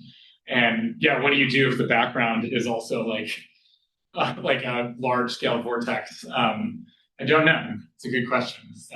How do you distinguish? I agree with Tsujino-san. So in Western North Pacific, several years ago, I checked the outer negative vorticity, and we found, yes, in some cases, there is no outer negative vorticity in the Western North Pacific. In many cases, there is outer negative vorticity regions in a sense of Newton region. So. What Tsujino-san says is true. No, it's interesting. Because we don't have that really in the Atlantic much. So, but I know, I remember thinking about this. The gyres are strange, and I guess maybe the monsoon trough in general. And we don't see that much. And so, my inclination is that it's what's nice, this view, and what we usually see in the Atlantic is it's very easy to distinguish the cyclone from the environment. But if the background state of the underneath the entire cyclone is something not like that, then how do you in principle maybe you can still separate them, but I don't know how you would actually do that. You could use this model and say, let me estimate what I think the cyclone looks like and remove it and then see. But of course, this is just a 1D model. This isn't even doesn't have the full 3D structure. So yeah. So I want to say they can still be superposed, but it's a great question. Like in my mind, it would at the end of the day, I would think you're basically just elevating the angular momentum, the background angular momentum for the hurricane. So it should want to get bigger. And so yeah, maybe you just wouldn't see the relative vorticity, the negative relative vorticity. That's cool. Yeah. Yeah, great question. So any other questions or comments? I was just wondering, in the negative area, there should be somewhere the slope is steeper than r to the power -1. And could it be like a, could it be like an inertially unstable or?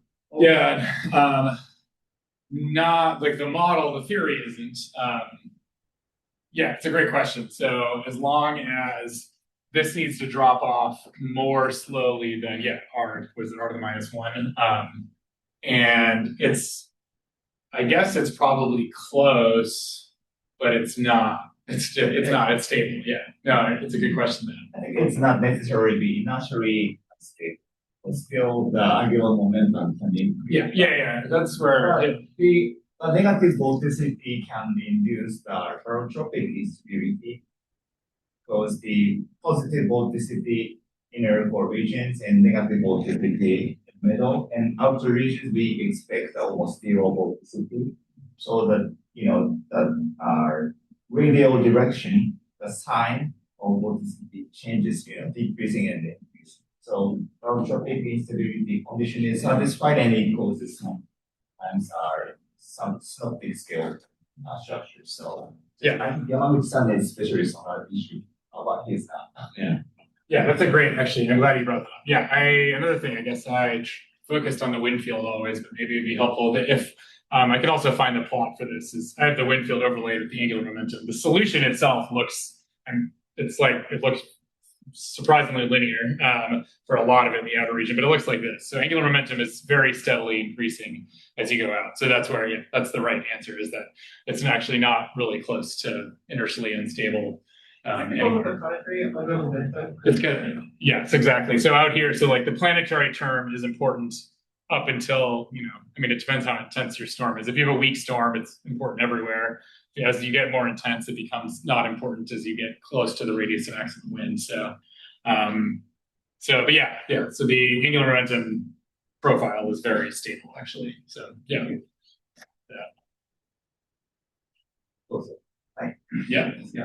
I'm still wondering whether the assumption of the outer and inner function means is I think it's mathematically very beautiful and simple, but I want to know more about the physical background of. Yeah, it's a great question. Let me just bring it back up again so that we have it here. There isn't, I guess it's the reverse. There isn't like a physical reason for where they should merge. It just happens. And it just so happens to be conveniently at a place. It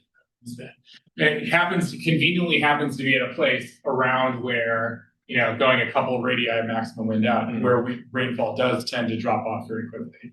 So I don't think I have a reason. It just works surprisingly well. And actually, if we do a break, and maybe I'll just try to pull up the slides and I have them showing the link, the precipitation structure and the comparison to observations. I don't know. That's the thing. There's no like equation that I have, or there's no physics. It's just like the model, we know that it should transition from very rainy to not rainy.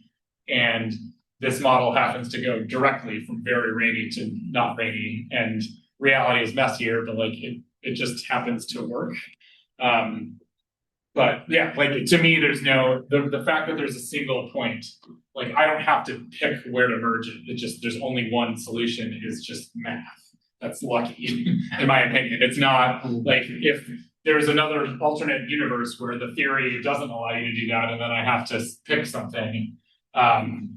So I think it's just, to me, it is a convenient fact that like gives more credence to the model because it's consistent with where we think rain happens. But like other than that, yeah, I don't know. I know that I would put too much stock in it beyond that because I don't think it. I mean, I guess the only other link I would say is this is the positive vorticity and this is the negative vorticity that those two have to add up to 0. So if we know that we have strong positive vorticity here and that's associated with Ekman pumping and rain, and then we have a region of weak negative vorticity and that's associated with Ekman suction, that's another constraint. Like the merge point has to be at some radius around here because the vorticity budget has to balance out, like the vorticity, the circulation budget has to balance out. So I think that's where maybe it's not totally luck, I guess, is like because the vorticity, the sign of the vorticity, or I guess the vorticity is tied to Ekman pumping and suction. It actually is tied to whether there is or is not rain. And so the vorticity, the fact that the integrated vorticity has to go to 0 means you can only have, and we know we have really strong positive vorticity, so you can only have a small area of strong positive vorticity to balance out a big area of weak negative vorticity. So that will give you a transition point somewhere close to Rmax. Does that make sense? To like draw it is like this is where I show a lot of radial profiles, but like see here, like let's say this is the merge point here. No, that's too big actually. I think maybe make it smaller even. Let's see here. What's my ratio? 100 to 800. So if the center is here, so let's make this. This is what we're talking about, the inner core. Sorry. There we go. So this is about 1/8 of the entire distance. So I'm trying to match up this distance here, 100 kilometers out to 800 kilometers. So like this positive vorticity has to equal all the negative vorticity out here. And so that transition point is also like by definition, because this is very large, and this is small. Like the ratio of the areas has to, the ratio of area times zeta has to equal the ratio of this area times this zeta. And so you're also going to get, like this will implicitly say the rain has to be in a small area relative to, and rain. And no rain. So like this is also Ekman pumping. So the vorticity, you can think of these as rain and no rain region. Essentially equivalently. It's not quite, I don't think this is actually the 0 vorticity, but it's close. Maybe it's not as much luck as I said. Like maybe I should be clearer. As like the curvature of these curves is related to the vorticity, the sign of the vorticity, and the sign of the vorticity matters because you have to through Kelvin circulation theorem, the area integrated vorticity in here has to balance the area integrated of the vorticity there. So, which is going to say the same as the area of heavy rain. Well, this is the area of heavy rain, and it's going to be small because the vorticity is very large. Yeah, can I confirm that using this map, it's healthier. Sure, yeah.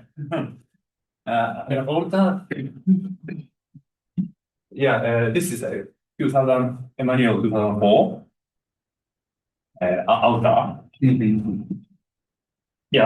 Now you select merged in a curve. For example, like if you cross second time, two times, and select, for example, this profile. Yes. So if we select this profile here, and this relative vorticity does not equal to 0. That Kelvin circulation still has to be true, but the problem is you're going to have a discontinuity in the vorticity. Discontinuity. Yeah. So that will, I don't know what that means, because now when you integrate over that. Or is there any instability? I mean, yes, there probably would be. I don't really know how to deal with discontinuities, so it still has to be true that if the winds go to 0 here, whatever's happening inside the area of integral vorticity has to be 0. So you can, so that's the thing, is you can play with the profile however you want. The problem is if you do this, like, you're right, you could take it farther out, the convecting part, and basically what you're doing is you need a transition somehow, because now you don't have a way to smoothly transition. But you could absolutely, like, even with this profile, and this is where I show the observed measure, is like, suppose there's a transition region where it's like something, trying to see if mathematically this would, I don't, like, if there's something that transitions from convecting to non-convecting, you could do that, but now you need to, like, have a new model, basically. So like, you can't, with just these models, if you do that, you're right, you could say, I want to use the inner region farther out, but then now you don't have a way for them to merge, like, they won't merge smoothly, and so you have to do something, because this discontinuity is bad. There is discontinuity. Yeah.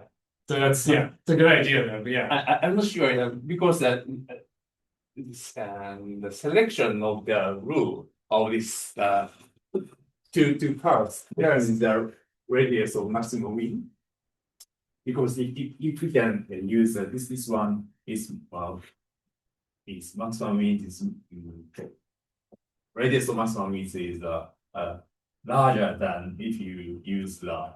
Yes, that's true. Yeah, you're right. The structure model tells you if you knew some size out here, where exactly the radius maximum will depend on what the wind profile is doing in between. Yeah. So no, well, and I'll even again get back to that later. Is that my goal after all this is to not use this model. Is I actually have a simpler way to do it. Like, can we? I like the outer. This model is very good.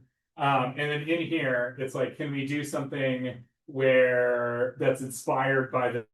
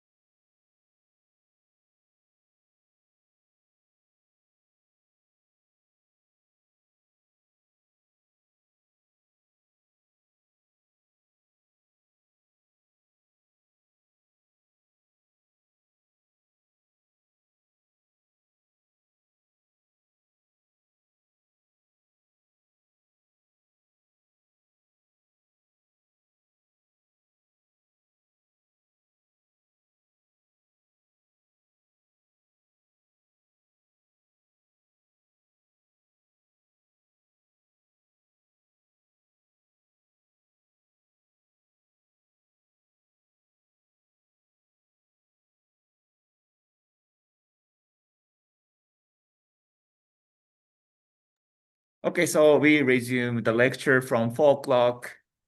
If you have any question from online, I can take it now, or just maybe you can write your questions in chat. see if I can bring up Lagrange milling. I don't know why I forgot to put in the observed comparison. Have it in plenty of other talks. Do I have it in this one? Let's see. 外側と内側が接するところを、接するやつを、まあ、モデルとして選んだ。I don't know how I forgot to それができたやつ、綺麗だけど、その接するところを、接するそれを選ぶ、物理的な解釈はあるのかなと思ったら、なので、例えば、主言は実はもうちょっともうちょっとを一目にして、で、二つ接して、で、後ろ側にこう、アウターに行くっていう感じで、タイプは、という形を取り入れるかもしれないに、もちろんその経験があるから、そこはなんかこう、あるんですけども、ただ、基本的にはインクリースなんですけれども、今回、接する場合のモデルには、それなりに綺麗にモデルできていることは、いろんなものが当たってるっていうことは、この考え、少なくとも接していた、ある程度、なんか、これを考えるけれど、ここでびっくり2つ、ここで2つ、大体 0.5 ぐらいもあるけれども、少なくとも、パラボリックインゾーンが言える。だから、そういう関数を、だから、普通の変化が、なので、変えるのが必要です。するのか、ちょっと思ってるかはわからないの。なので、この、で、それぞれの定額に、これが理由なんですけど、僕の。でも、あれを、今でも、昔のことを書いてるけど、これだけ離れてたら、まあ、だからそういう観点が上がらない。難しいですよ。だから違う数字スケールも好きなんですけど、だから意味が特化したケースと、外部進路の研究とか、会うために大きなサイズを取っているわけですよ。で、山口さん。2つがあって、実際、作られていることにこういう現状に参加したら、どっかのところで、両方の線上が、両方の適用されるようなところに、こんな感じの、なんか落ち着くような。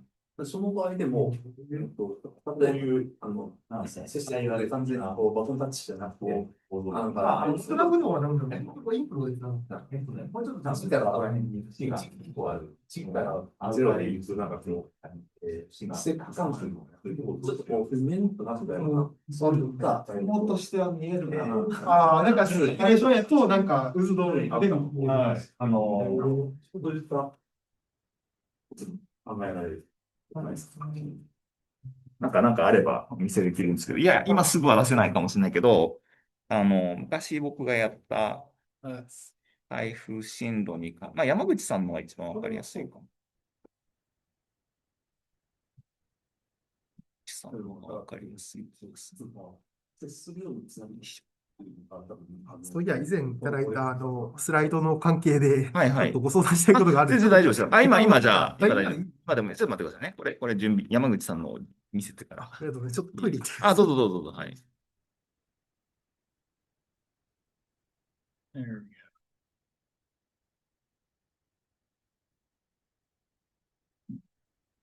バリデーションは、どっちのモデルも、バリデーションは観測でやっていたので、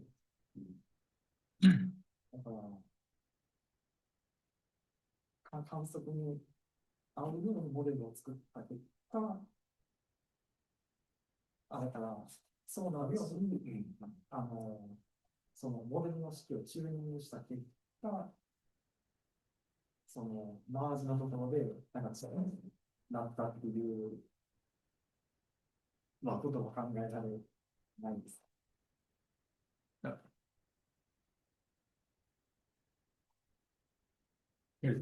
Absolutely, yeah, that's a good focus. Yeah, we never talked about these for a long time.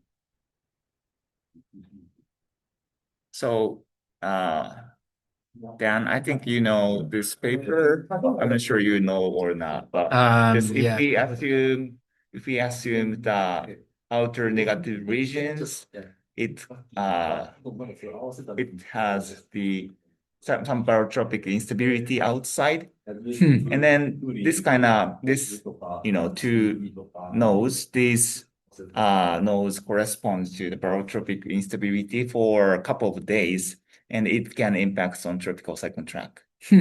Interesting. Yeah. So I'm working on tropical cyclone track, so I'm quite familiar with this. So this if we assume this kind of just positive. Oh, but this is vorticity imposing. field. This is imposing these vorticity fields. Yeah, yeah. If we just assume the positive barotropic vortex, in that case, the structure is more simple, like that, like two nodes, right? Just tilting structure. Yes.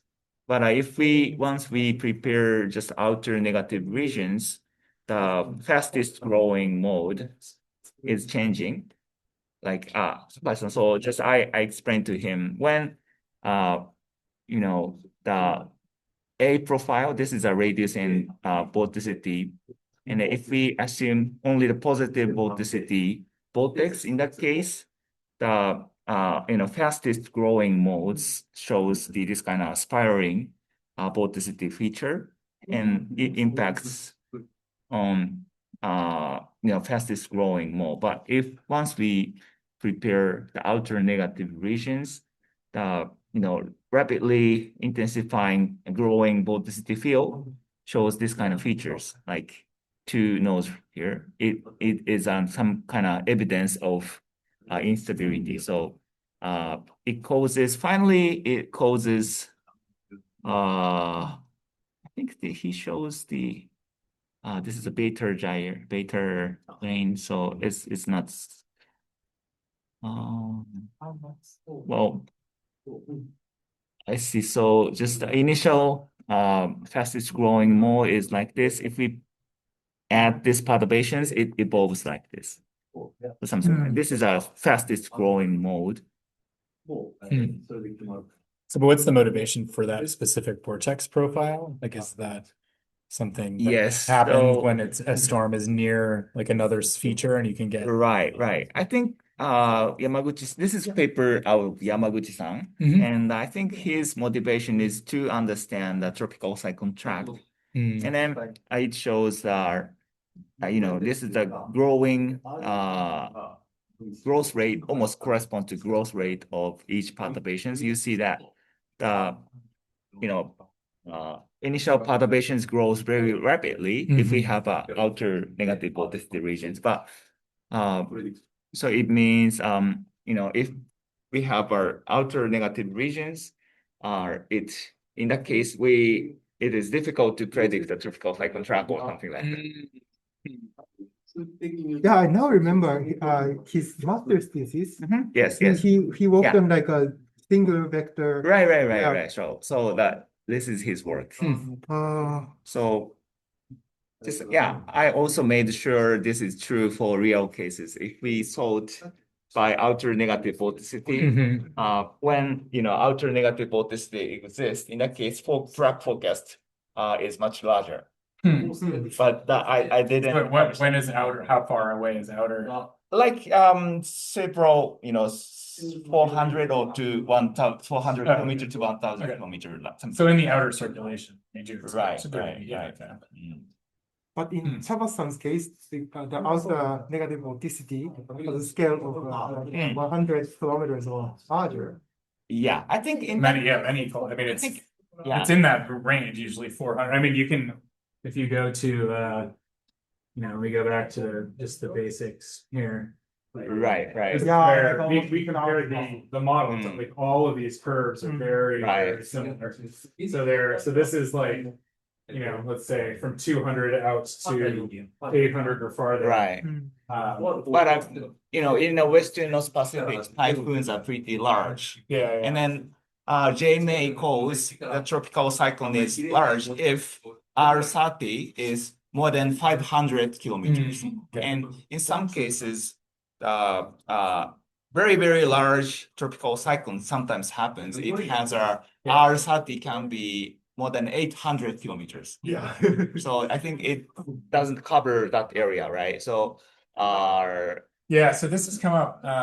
So the issue is that when they define R30, Are they doing, is it the azimuthal mean, like the quadrant mean? Yeah, almost azimuthal mean. And do they do the quadrants to the maximum radius of that? So this is one place that is like actually. technically, we specify like a longer radius and a shorter radius. Yeah. We take average. So so the big thing I realized that I forgot, this was a big deal. So these data were actually decomposing the flow vectors into tangential and radial. And that's a big deal because you're right. If you're embedded in a background synoptic flow, if you go northeast and southwest, you might hit stuff that's like you were saying, if it's the gyre or something, you may hit something that has 30 knot winds, but if it's not tropical cyclone circulation, it might be one direction this way, one direction this way. But if you call that the radius 30 knots, then it's going to look huge. And so that's where a lot of this work. Why this works so well is because we're actually doing the azimuthal mean of the rotating wind, which means we're really isolating like what is the cyclone, the tropical cyclone. So if it was embedded in like a jet, that would actually get averaged. Yeah. But JMA actually tries to separate the carbon component and the TC component. And we usually like try kind of hard to take out only the TC component. I mean, but it should, if you're in like now I'm remembering this was like 10 years ago having discussions about this gyre issue is like, what if the background flow just projects onto it's a cyclonic circulation. Then you have there's no way to know. Like the procedure is quite subjective. So how do you do? We see the cloud pattern. And like separate the contribution from for example the frontal zone.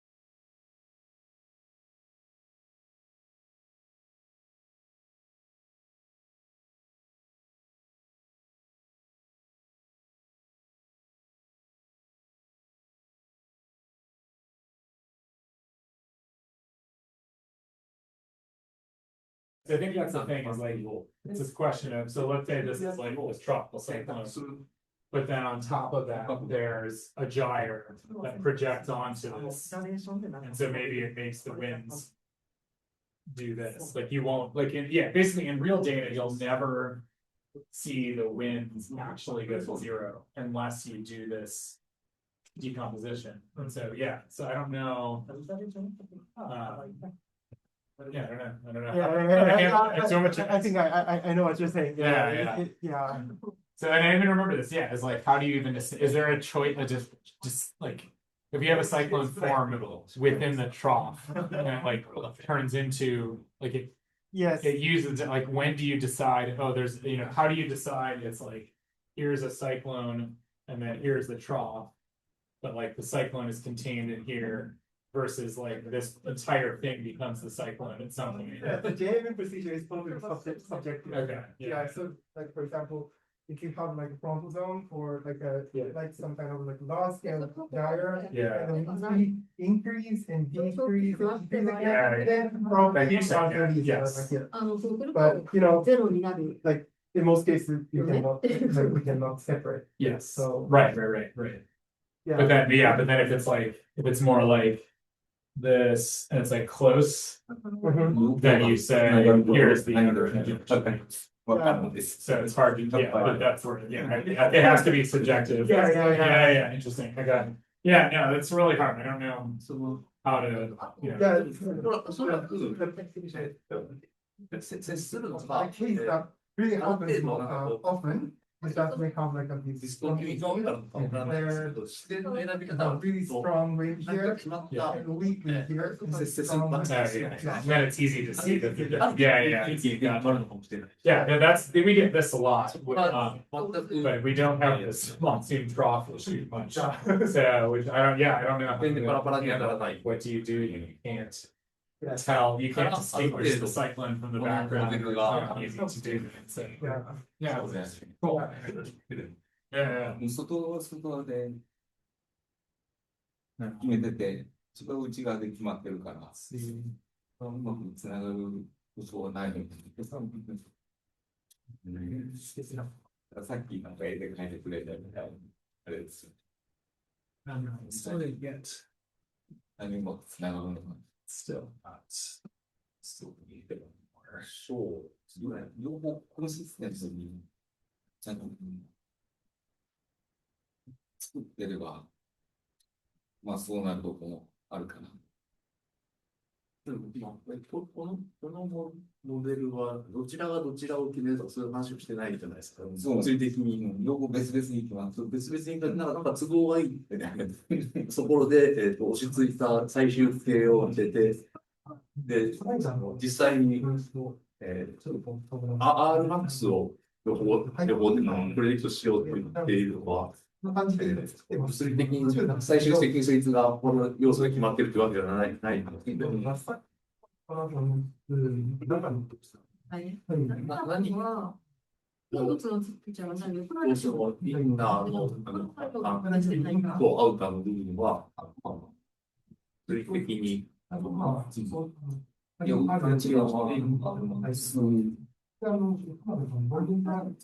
いぶんですよ。Minasan, this is the comparison for to rate to QuickScan. And so there's a little bit of fitting. So when we did this, we were allowed to vary this radiative substance rate a little bit, but it's very confined around. So this is, I did this 10 years ago. This is probably a little bit nicer than it could be, but this is going from 20 to 5 meters per second. So it's really it's a pretty big analysis of the storm. So, but it does a very good job. Like I said, I think looking back, I wish we had done this where we just picked a single value for that, but it mostly was around the number that you would expect from physics. So, but it's very, very good. And yeah, I've compared it in simulations, climate models. We see it in reanalysis. Actually, it compares incredibly well to reanalysis. So the outer model is really good. It's really, really good for how simple it is. So, and then this is the overall statistics. Actually, I think it's easier to show this one. This is probably the better one. So each curve is this tropical storm. These are tropical storms category 1, 2, 3, and then 4 and 5 together. And then here is this R over R max. So and the dashed line is the theory. So like for the weak storms, it works great. And then as you go to more intense storms, you can see there's this underestimation. But this is where I'm fitting this to R max. So that's the other part. You can decide where you want it fit. So if you fit it to the outer region, it gets the outer region well, but then it'll be biased in R max. So it's definitely not perfect. Like it's, there's the real data drops off more slowly than this model. So and I think I don't know if I should show the whole group. Maybe I should show these slides when we restart. And I think this is the simple explanation is that there is rainfall outside of the merge point. So this is here. Let's see here. I think this is the merge points. We have QuickScan also has precipitation structure. It's not absolute value, but it's scaled. And so here's the merge points are something like around 2 R max. And so like the theory says here's where it should be raining hard, which is true. But then the theory says there should be no more rain. And obviously that's not true. The rainfall drops off going out to 10 R max even. So that's where like, the model is wrong. So yeah. So can I ask how to fit the observation with model? I mean, you say that the input parameter is a Vmax and R for knots or something. You can give any radius. So I think in this case I fit to R max here just to show what it looks like. Yeah. You use the R max as an input. I prefer, it depends. I prefer to give it R34 knots. You just have to give it something. So it depends how you want it. It depends how you want to fit it. So, but just give it one radius. So it could be either R max or you could give it R34 or you can give it any wind radius you want. So it's like at the end of the day, whatever you pick, if you pick R max, then the structure goes out and it'll give you it'll give you the radius of every other wind speed. But if you pick a radius out here, it'll give you the structure of every other the radius of every other wind speed going in. So like it just needs one size. So you mean that if we select one inner structure, then there is only one outer structure that. Yep. And the reverse is also true. I could pick I could say I want to know where the circulation begins, and then it gives you the entire profile all the way in. So like that's actually how theoretically that would be ideal to do it that way. But in practice, this is hard to see. Like, we don't have data for it. So yeah. So I've been mostly trying to the things I'll talk about tomorrow. It's much more practical focused, and there we have R34 knots. So I started saying, well, what data do we actually have? And then let's use that. So yeah. していただいて、そうですね。もしあれでうまくいくんだったら確かにこれぐらい消そうというのも確かに見せれるので。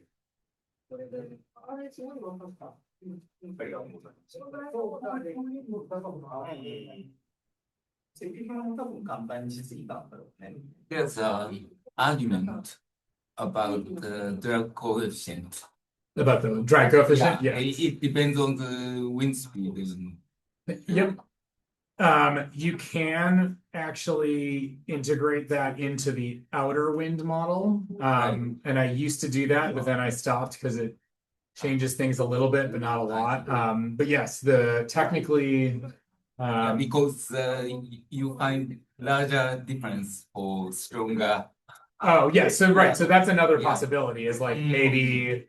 And then, yeah, because I don't know if we still do anymore. We used to, at the time when I did this is 10 years ago, I used the Powell drag coefficient dependence on wind speed. But then I think even that people are questioning now. So that's just where I just said, I don't know, and I'm just going to keep it constant. So, yeah. Yeah, that's a messy area. So, yeah. This is part of why I like to get, as I'll move to more practical things tomorrow morning. Like, how about we just acknowledge that we don't know everything for theory, but there's some things we can learn from the theory, but then how about we go to data and like see if we can be smarter about it. So, yeah.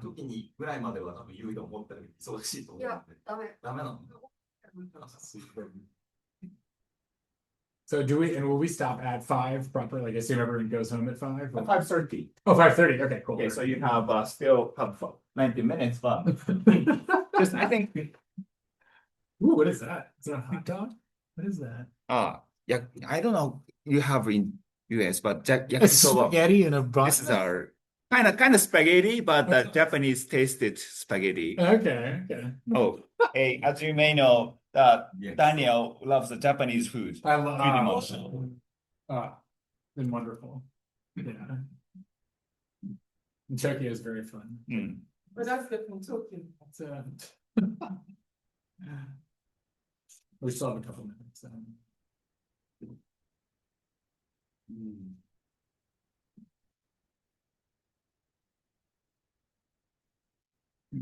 That's great. Yeah, I haven't thought about some of this work is from 10 years ago, so I haven't thought about some of these questions for a while. So it's great. Yeah, it's a lot harder and more specific. The gyres and the monsoon troughs. It's really challenging. I think situation is more complex. Yeah. In Atlantic. Oh, you think it's more complex in the Atlantic? Mm-hmm. I feel like it's simpler. We don't have monsoon troughs to think about. Western North Pacific is complex situation. Yeah. Yes. Well, TC genesis is also characterized by various different causes. Yes, that's also true. Yeah, you guys have a lot. We mostly just have easterly waves, which makes things easier. You guys have all sorts of different pathways.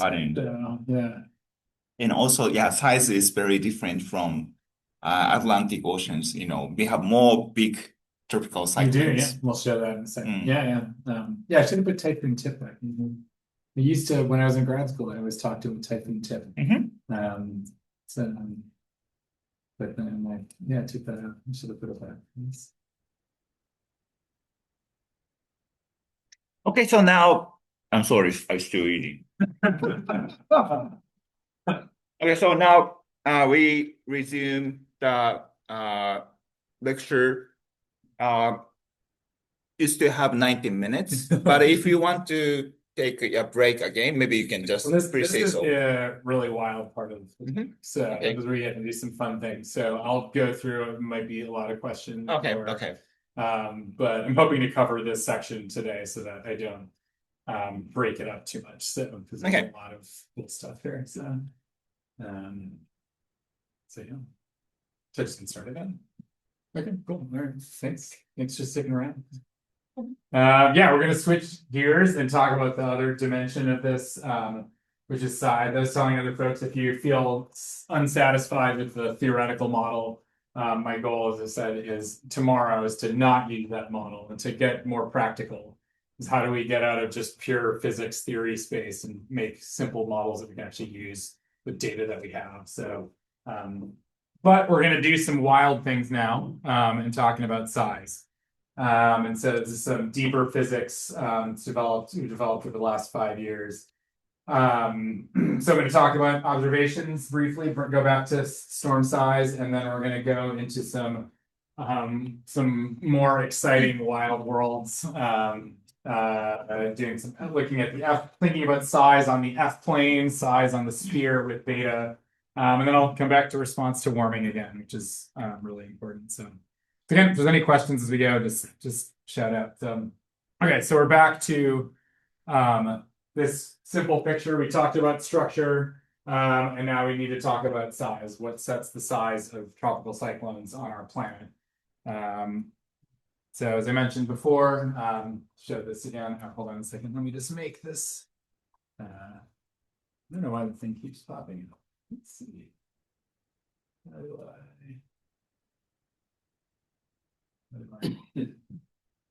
hold on. No. Oh, there it is. All right. My loading controls. Okay. All right. So as I said before, storm size can vary a lot. Showed this one before, 3 different storms of different sizes. So size can vary widely. This is from in the North Atlantic. We see this globally. I'll show a separate plot for this. Size tends to be closely log normally distributed, which is sort of just to say that it's maybe random. The individual storm scale. So it can span a pretty wide range. So this is radius of 34 knots, 17.5 meters per second, going from very small out to something like 400 or 500 kilometers. Forgot which years this was from, but so the median of something close to 200 kilometers radius. So, but yeah, occasionally much larger.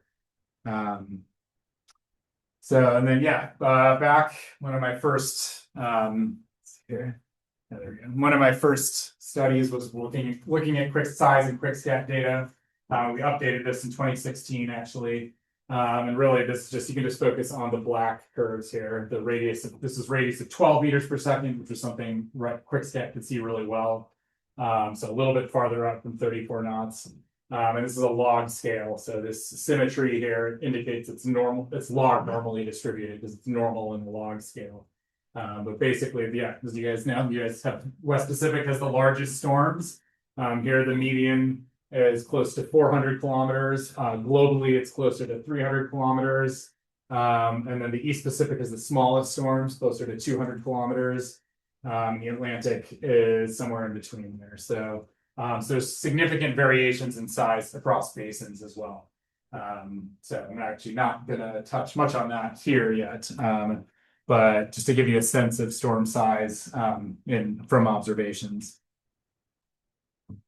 So a couple of key points that I'm going to really emphasize here is that size increases very slowly with latitude in the tropics. And so this is from our 2016 paper. The x-axis here is F for a very specific reason that I'll mention in a moment. But so think of this as latitude going through the tropics. So 20 degrees north is 5 times 10 to the minus fifth. And so this is the radius of 12 meters per second. The median, there's lots of variability, but the median across all intensities, and then it's broken down by intensity, but it doesn't change too dramatically with intensity. And we even see this in reanalysis and climate models. This is one example with my colleague Ben Schenkel, who's at Oklahoma University, looking at size, where again in lower latitudes it tends to be constant or increase very gradually. And in this case, this is the radius of 8 meters per second. It's a little bit annoying. We're always changing metrics, I guess, even between North America or the Atlantic and Western North Pacific, we have different metrics. It's very frustrating. But these were chosen because this is where the data climate models can actually see this wind speed. So, and similarly for reanalysis. So size increases very slowly with latitude. And why? This is a really basic question. That is not at all basic. But this is really a critical test to understand size. And so I'm going to talk about trying to understand at a very fundamental level what sets the size of tropical cyclones on Earth. I'm going to end up talking about a scale called the Rhine scale. And then we'll talk about, again, what will size change in the future. So we're going to go very simple, very, very simple, and then come back towards the real world, which is the F-plane. So I don't know how many folks here run F-plane simulations or idealized simulations. Yeah. Okay. So if you're more observational forecasting, you can just enjoy the ride, and hopefully I'll convince you that, well, this crazy stuff I'm going to show you is actually relevant to the real world. So there's been lots of work. I was part of some of this. It goes back to my PhD. Of this idea that tropical cyclone size should follow a length scale that you've seen probably a version of, which is a deformation radius. You may have learned in dynamics, where the numerator is the gravity wave phase speed NH, and then divided by F. And the divided by F is the important part. And so there's another version of this for tropical cyclones, which is where the numerator is the potential intensity, but we'll come back to that. So and so this is just an example of a study I did with Tim Cronin, where we actually looked at dry tropical cyclones. But if you just take a box of atmosphere over an ocean and set a constant F everywhere, the box will just fill up with tropical cyclones that will spontaneously form. That's what you're seeing here is a box with a bunch of tropical cyclones moving around. And they bump into each other and do fun things. And it looks nothing like the real world, but I assure you it's still relevant. So yeah, on this F plane, tropical cyclones actually just form spontaneously over an ocean surface, and they just fill up the domain. So that was, I should say, the colors are wind speed there, so obviously it wasn't obvious. You can see the eye walls and eyes of tropical cyclones. This is actually also true on a sphere. This is an imaginary world. You can take a climate model and make F constant everywhere on the sphere, and it doesn't break, runs. And you will get also tropical cyclones all over the planet, the imaginary planet, where F is not a function of latitude. So again, there's a lot of other folks that have worked in this as well. So that's one point. And then a second point on the F plane is that tropical cyclones tend to expand with time towards some equilibrium size. And I'm going to come back to this if we have time tomorrow. But so this is just to show, let's see here. Oh yeah, here. So this is just time. This is in an axisymmetric model. So radius is on the x-axis, times on the y-axis in days. The colors are wind speed. And then this black curve here is the radius of 34 knots, where it expands. And then eventually in models, in 3D models, in axisymmetric models, the storms don't just expand forever. So that's actually another way to think about it. Why don't we just have one gigantic hurricane on the planet? Is that possible? And so in an F-plane model, that doesn't happen. There's clearly a length scale in there. So yeah, and then up here, there's an equilibrium size. And so this is just a simulation. I'll come back to this, some of this theory, hopefully tomorrow, again, if we have time for my postdoc. But the key thing is just, yeah, there is some preferred size on an F-plane. And so the explanations for that are always very simple, is that you have a 1/f scaling. There's different ideas for what the numerator should be. Again, if you're familiar with potential intensity theory, that's the simplest one. We have a theory for this now, but it doesn't really matter. I want to emphasize this 1/f scaling because if tropical cyclones depend inversely on F, then this is how their size should change with latitude.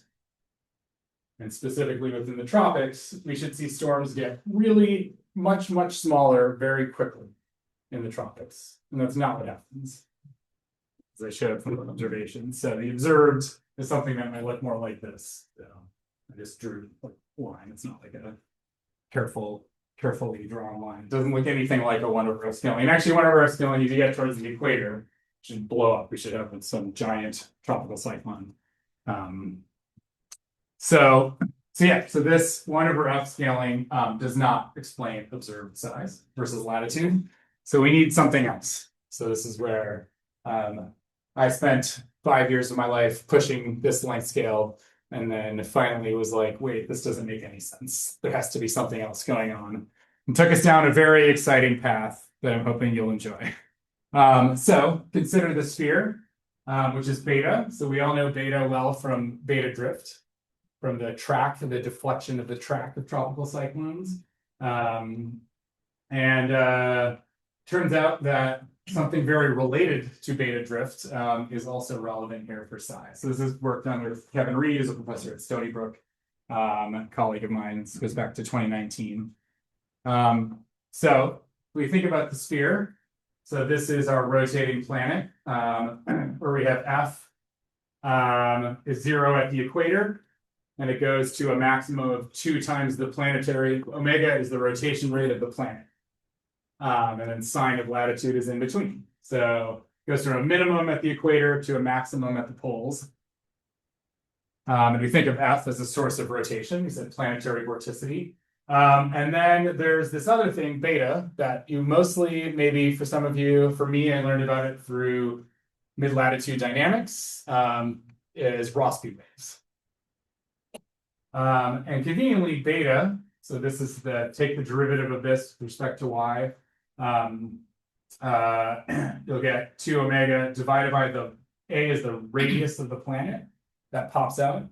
And then it's the cosine of latitude, which means beta is a maximum at the equator and then a minimum at the poles. So it's an opposite sign direction. And at the equator, it's just 2 omega over it. So again, omega is the rotation rate of the planet, A is the radius of the planet. So again, as we're going, if you have any questions, especially in terminology, let me know. So introducing some of these ideas that there's something else. Let's think about beta.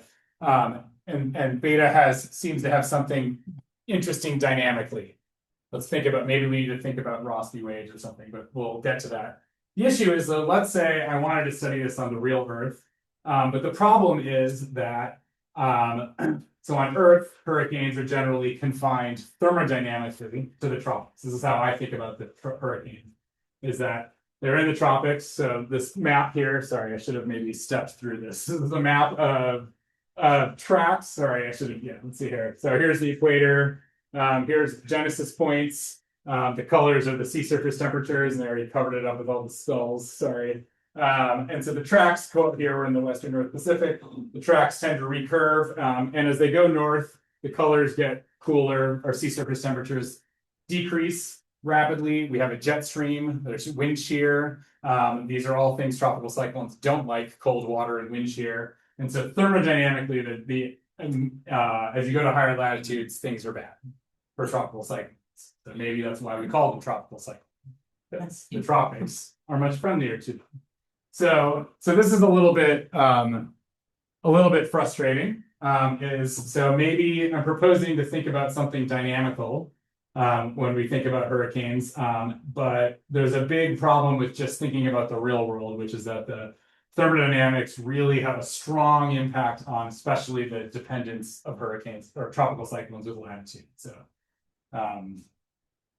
So what if this wasn't true? Could we do something different? So here's our planet. So if you think about our planet, I like to think very, very high level here is we have like a thermodynamic forcing for variability on our planet, which is that because we're on a sphere going around a star, you get more solar radiation at lower latitudes than higher latitudes. That gives you the solar insolation gradients, give you and surface land variability, generate thermodynamic forcing for stuff to happen, to vary in the planet.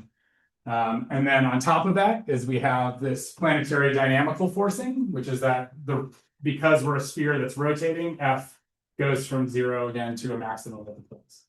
So there's two things that vary with latitude. And it would be great if this was not here, because then we could focus on this. Should be really, really nice. So what if we could do this? That would be excellent. So let's try that. What's that? You said that we did forcing, but then we'll change them.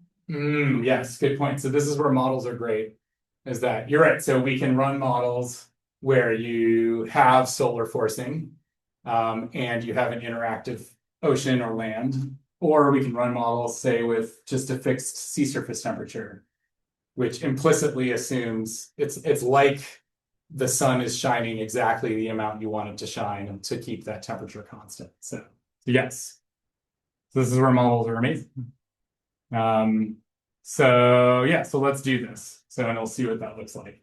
So what we're gonna do is this is with NCAR's Community Atmosphere Model version 5.3 from CESM.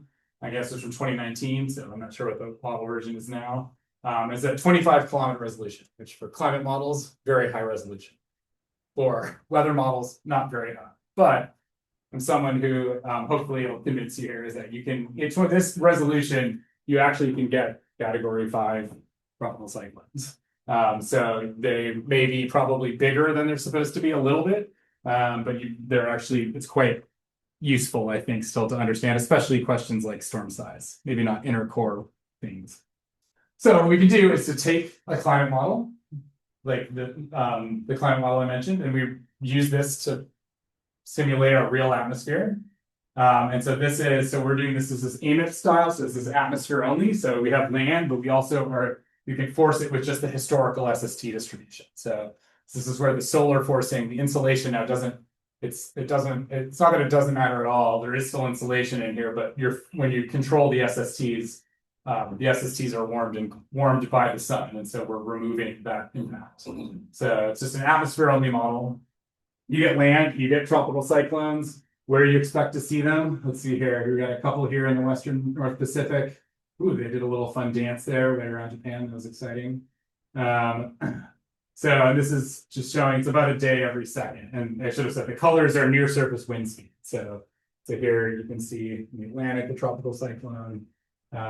These little circles are tropical cyclones. And these models can put tropical cyclones where you expect them, when you expect them during the year. So this isn't reproducing any specific cyclone that actually happened, but it's giving you a realistic depiction of where tropical cyclones can occur on Earth. That's pretty consistent with what you get in reality. So So what we can do is we can go through this type of simulation. This is the boring part, and track all the cyclones and calculate their sizes. So pull out radial profiles, do tangential and radial decompositions, look at the profiles of those, and then calculate sizes.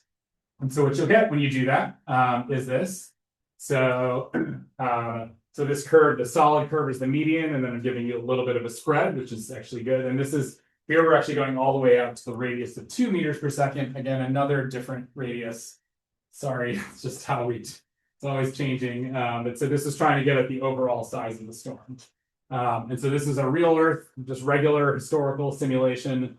And you can get something, especially, this is in 10 degrees, this is very close to the equator. We don't usually have too many cyclones there. But within the deep tropics and into the subtropics, we're getting something that says size really doesn't change much through most of the tropics and even the subtropics. And then things change as you go farther north. So yeah, so this part is the tropics part. And then here we'll come back to this. But this is really where now you have mid-latitude interactions with things. So we can do that with so that's our regular climate model. But we can do something very different with the same model and get this very different looking world. So this is, now we've taken out the land and we've made the sea surface temperatures the same everywhere on the planet.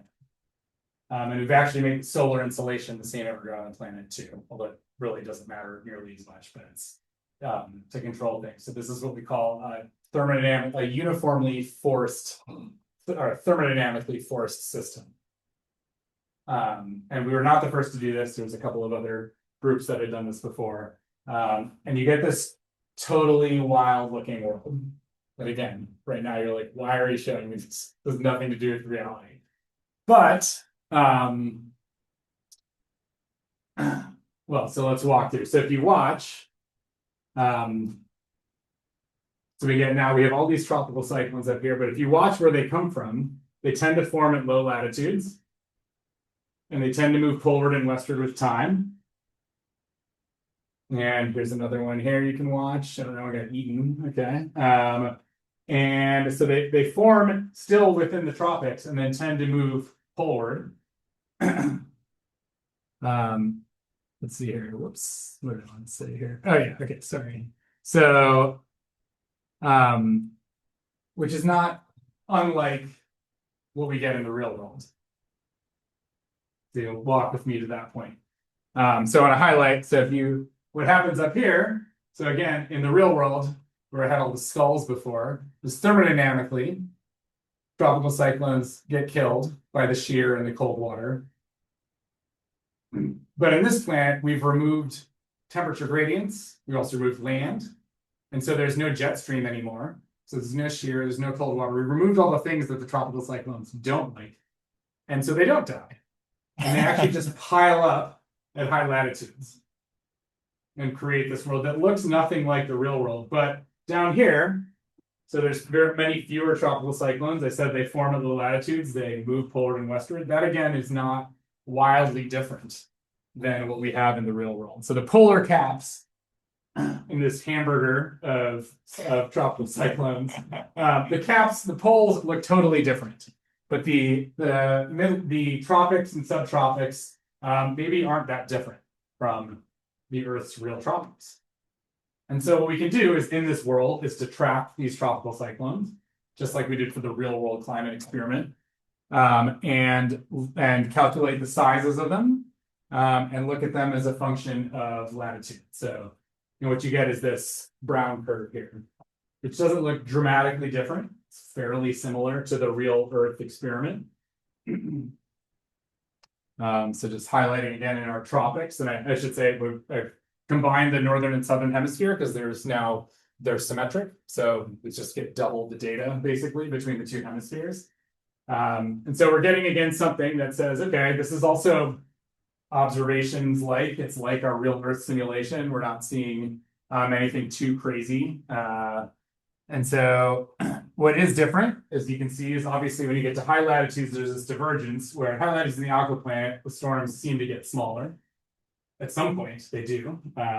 but they're first slowly increasing and then they do start to get smaller. And then that's very different in the real world. And this is where in the real world we have extratropical interaction. So this is where typically storms start to get larger and larger once they start interacting with the jet. So okay, so that's the context.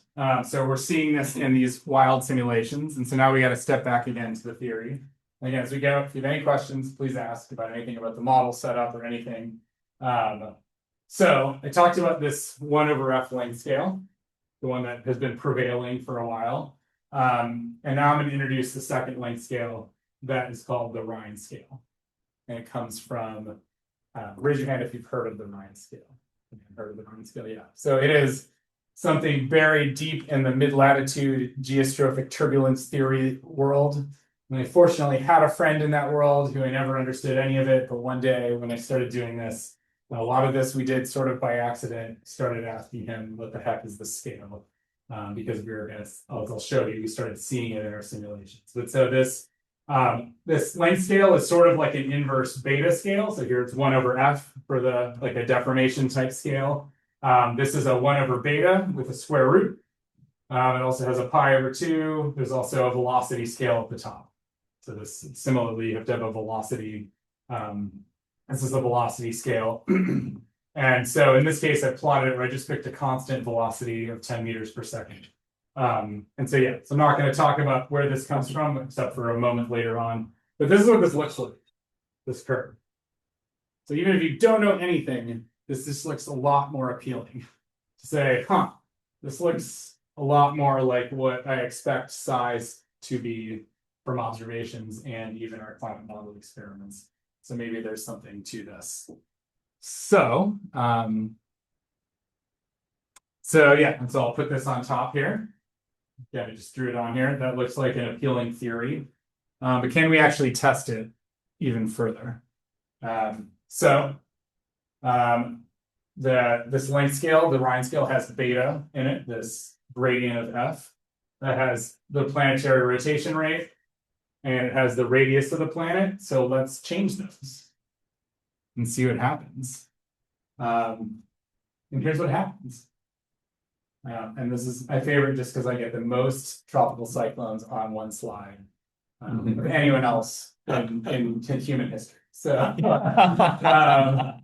so on the left, so the control, what I showed you before is here with lots and lots of cyclones. And I'm not going to go through the details. You can just look at the qualitative differences. But so this is doubling the rotation rate, halving the rotation rate. Oh, let's see, it's getting kind of, I think the projector can't handle all the cyclones.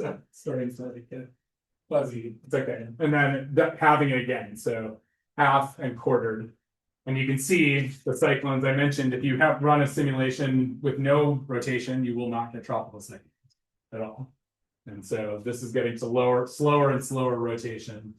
You can see fewer. You might notice they look maybe bigger. And then here is if you make the planet twice as big. So the diameter or the radius twice as big, and then half as big. So these are not to scale. This is much bigger. This is much smaller. So you have to be a little careful about using your eye to estimate size. So, yeah, question. It's very technical. So in the varying omega for animation, yes, but I noticed that you put days as the for time. Yes. For the animation, and that is the day. Does it correspond to the omega that you're using, or? Oh, good question. No, this is another place where we're allowed to be in model world. No, time is just regular time. Great. So I can compare the speed of the wind speed and exactly the translation. Yes. Yeah, it is pure, it's Earth days still. Yes. Great question. No one's ever asked me that actually. I hadn't thought about that. That's a great question. Yeah. So this is where we're only changing the value of the rotation rate parameter in the model, and then everything else is just regular. So, which again, there's like, if you ask the planetary people, if you start to, the rotation rate and the mass of the planets have relationships, like there's rules, physical rules that govern things, and I don't know anything about those. We're just saying, hey, we can change this one parameter and keep everything else exactly the same. So yeah, so time is just the same across all. Great question. Okay. Yeah. It's zonal flow and meridional flow. We don't change anything about the atmosphere itself. Yeah, yet. but Do those things change? Is that yeah, I'm not sure. But I don't have a plot here. There is, you end up with a weak easterly jet in mid latitude. It's very weak though. And that's, you still do end up with like the cyclones actually impact the large scale mean state in a way that generates a weak reverse temperature gradient. But yeah, otherwise I think there's some sort of a very weak Hadley overturning, but it's weird because it's not, there's no reason, like the way we think about the Earth thermodynamically, this doesn't really apply for these. So yeah. So temperature of this aquaplan is constant throughout the poles from poles to the correct. Everything is the same. Correct. It's like we've made the sun shine at the same everywhere on the planet at all times. It all goes towards the poles. The cyclones end up at the poles, but yeah, that's not because it's more favorable up here. It's equally But yeah, so that's another place. There's a sphere going around a star cannot be heated equally everywhere. This is actually more analogous to like an internally heated planet. So yes. I'm thinking about the similar thing to Professor Nino. I'm guessing that in this situation, the zonally vertical updraft is might be confined in the polar world. Yeah. And the subsiding motion might be confined in the tropics. Yeah, I'd have to go look up. I haven't looked for a while. We have plots of the zonal mean overturning. I think it's in supplementary. There is still convection in the tropics, so it's not. Yeah, that's a fair point. Is it might think like, well, it's all the convection in the cyclones, and then there's just descent. But I don't remember. I'd have to go and look that up. But I don't think there's definitely still like the only thing you have is Kelvin waves. There might be like an MJO in here also, but so there's still convection in the tropics. But I don't. Yeah, I have to look that up. So it's a good question. Yeah. I'm wondering if we have any easterlies or westerlies or some sort of or high pressure system or something. Yeah. Because everything is just moving. Yes, there's so that's sort of what happens is the cyclones actually you end up on average being warmer, a little bit warmer in the cyclone region than in the tropical regions, and so it's you have a weak easterly flow, like a weak easterly jet, but it's very weak. I forgot how strong it is. I think it's like 10 meters per second or something, but not strong enough to see. Yeah, so there's very weak. There's not no large scale flow, but like you don't see cyclones like suddenly racing west or racing east. It's mostly that they just float around, so and then pile up at high latitudes. So yeah. So let me make sure that you vary the radius, right? Yeah. So is the scale is the same? No, that's why. So be careful about judging size in these. So I'm going to show you the results for this, but this is much bigger and this is much smaller. So okay. So yeah. Otherwise, I can't just would take over the screen. So yeah. That's a bigger What's that? It's a bigger radius. That's why there's so many more. Yeah. So maybe. Actually, that's the thing you might notice is that where the latitudes are constant, and that you may notice changes in where the transition is to there being lots of cyclones. So, yeah. Well, what did you get out of this? Well, I'll show you next. Good question. Why did we do that? Because now we can look at size as a function of varying rotation rate on the left and varying planet size on the right. And so the control aquaplanet is still this one that's highlighted in brown or with the black contours outside it. And so I'm going to here focus just in the part we care about in the tropics is that these curves scale up roughly as omega to the -1/2. And this scales with a to the 1/2. So if you go, let's see if I have this on here now. So this is saying if you go to storms get bigger if you go to slower rotation, but at this specific, again, maybe this is like order of magnitude changes. And then also, if you go to bigger planets, you get bigger storms. And so this is what you would expect from the Rhine scale. So we're now really testing the Rhine scaling. Like I showed you, okay, it has this convenient shape with latitude in the lower and then in the tropics, subtropics. Now we're actually saying, well, if it really follows this, then we should be able to see scalings that follow this. And I'll tell you, this was crazy. This is a thing we started seeing when my colleague just started running these simulations because he thought it would be fun. And then I started looking at size and I was seeing this scaling, and that this is how I started being like, ooh. The only time a square root of rotation shows up is in a beta scale that has a square root in it. And that was the start. But then we said, well, maybe we should try this too. So we didn't really know what we were doing. And it really opened up a whole new world. So these experiments lend credence to, I'm not talking about the higher latitudes. I don't want to go into that here. But well, actually, I will talk about the higher latitudes, but more conceptually here. So we have pretty strong evidence now, experimental evidence, that this Rhine scale is important. So I want to bridge this F plane in the sphere. So, and that goes back to this hamburger of our cyclone-filled polar cap that doesn't look like the real Earth, but that's fine. And then this cyclone-sparse equatorial belt that does look like our tropics, at least in first order. So why this? And so this is where our theory can actually be really helpful. So if you look at these two length scales, sorry, I should have. So this is our 1/f scale, and this is the Rhine scale, the 1 beta square root scale. There's some cross point. I guess everything I do, there's some cross point of curves. So it's just like the wind model, but this time they're crossing over each other. There's a critical latitude, and we came up with this, and then we found out other people who had come up with this in the oceanography literature. So why does this matter? Can we talk about this? So when you go to higher latitudes, the inverse F scale, this deformation type scale, is much smaller than this Rhine scale. And what that means practically, and then we're going to go even more in depth on this soon, is that hurricanes get to this size and they say, great, I'm happy. And this length scale is so much larger that it's equivalent to saying that you don't really notice beta at all. So, and then in contrast here, this F scale, again, maybe the way to think about it is the F scale, the hurricane would like to get to this F scale, but this is much larger than this Rhine scale. And so it feels beta very strongly. And so at the end of the day, it's picking the smaller of the two. And so this, so at least qualitatively, so what does that mean? Oh yeah, I guess this is an additional point. This ratio turns out to be very fundamental.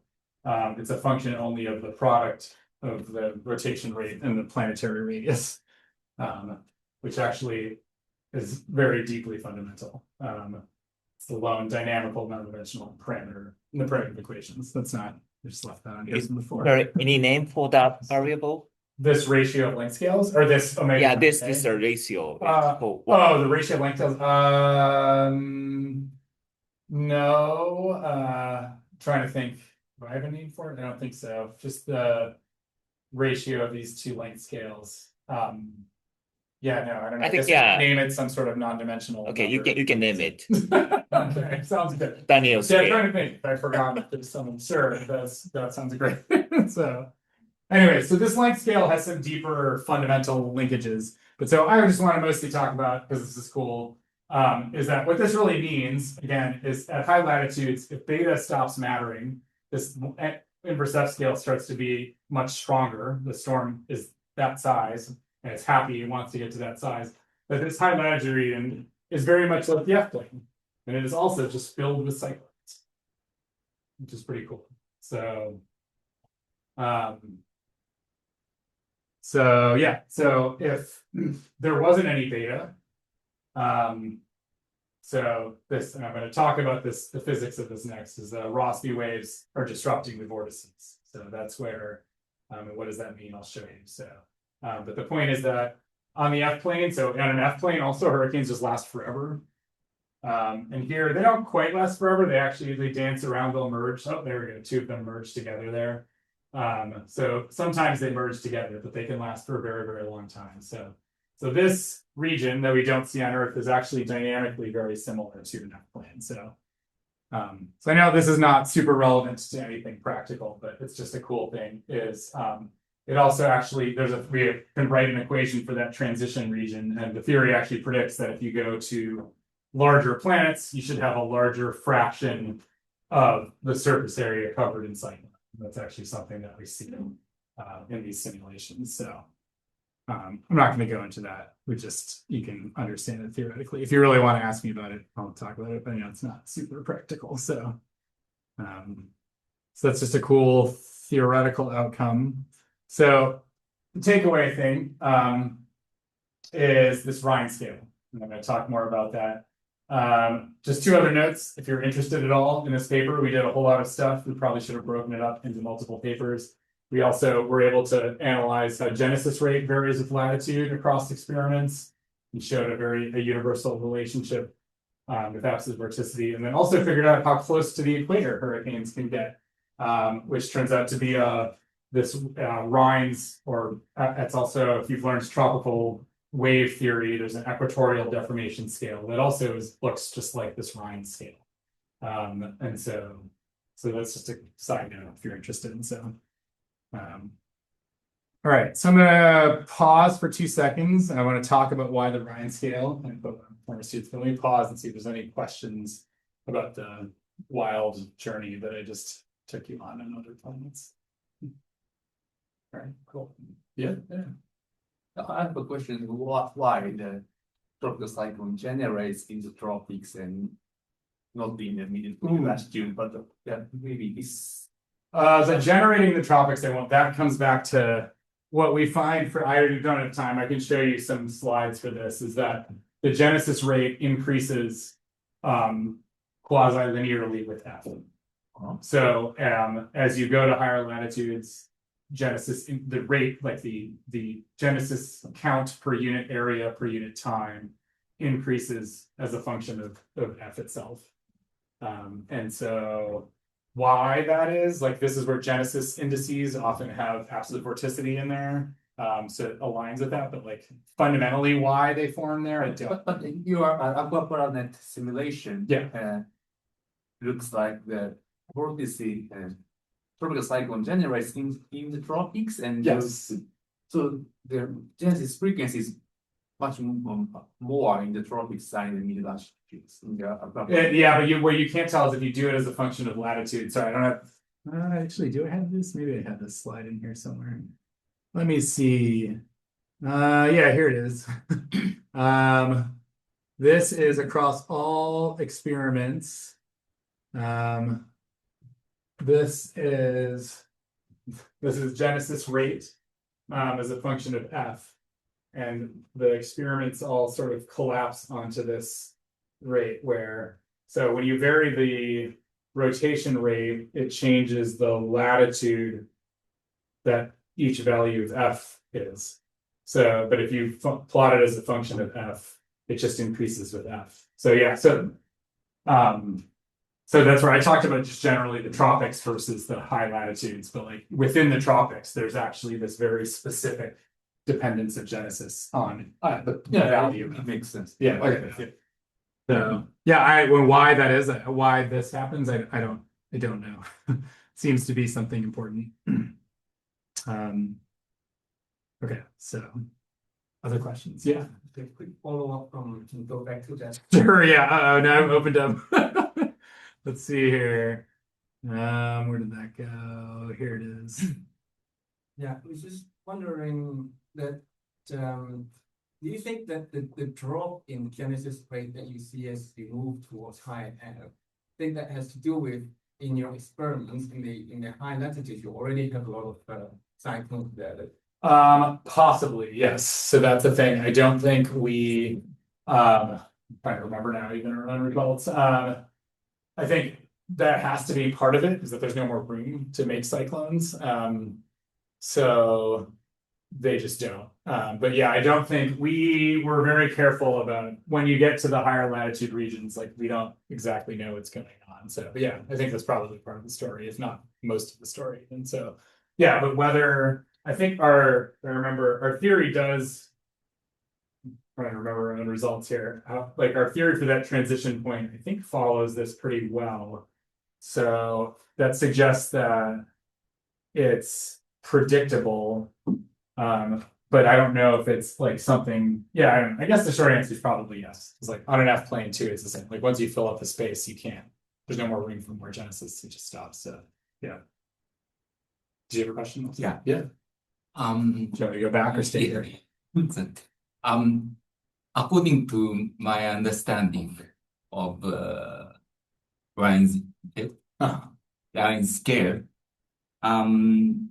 two-dimensional turbulence has a upward cascade of energy. Correct. And so if you have a larger vortex,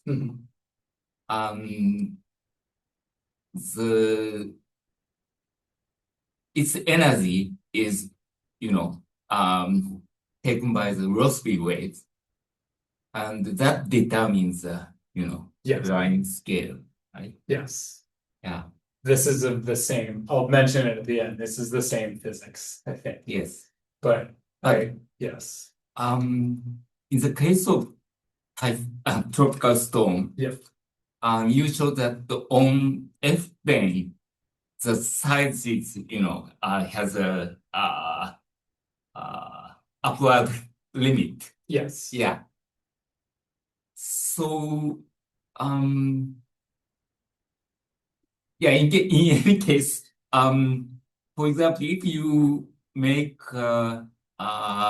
beta plane numerical experiment. Yes.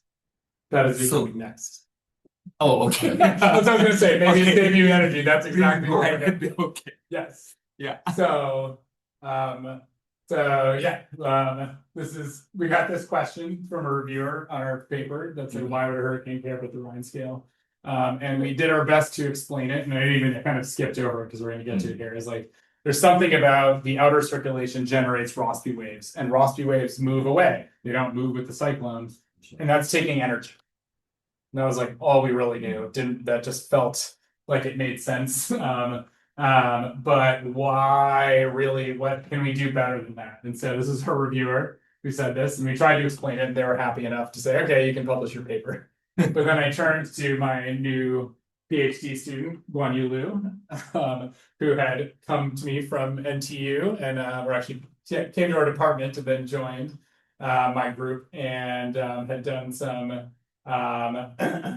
very interesting complicated hurricane work with Chunche. And so I was like, hey, can you answer this? Because I don't really understand it. And so, yeah, so I'm going to show you, sometimes reviewers are great and really helpful and push you to think even harder.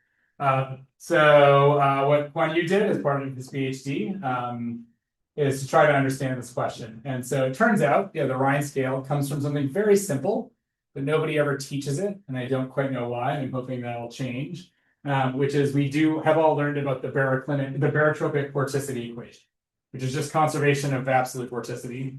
But you can break it up to say the tendency term of the relative local tendency term is advection, and then this beta term. So all we're doing is defining something. This is where the Rhine scale is in this, but it's not really written out anywhere. Because if you just take the ratio of these two terms, I'm just going to call this the Rhine's number because this is at the end of the day where the Rhine scale comes from. And you can plug in. So I'm going to rush through this. I don't want to spend too much time. But you can plug in wind speeds and characteristic scalings. And so you do this, and you get for the numerator and the denominator. You do this, and you take the ratio. And you end up with something that looks like this number, this ratio of a velocity scale 2 pi beta r squared. I want to emphasize as we did this 2 pi actually is important. If you have to think about There's radial gradients, and there's I'm not going to get into the details. So there's a reason. I guess I actually have it up here. Is this u dot grad is an azimuthal gradient, but then zeta is a radial gradient. So we keep a 2 pi factor. If you want to talk about that more, we can go into that in more detail. And then you say, when we talk about the ratio of terms, and we think about any number, like a Rossby number, it's really the competition between two things, and which one's bigger or smaller. So that's why we take the ratio. So at the point, a transition point where they're both equally important, you set that equal to 1. And so if you set this equal to 1 and you solve for the radius, which we'll call the length scale, that's the Rhine scale. And so just note, like with any of these, even the deformation radius, there's always 2 pi factors that change. We're actually very adamant about the way we did it this way, that this is how it should be. But there's always a constant scaling, so we don't really know exactly. But you get the Rhine scale. This is where this comes from. And so an important point here is that this velocity, so in most when you do dimensional analysis like this, you guys have to pick a velocity scale.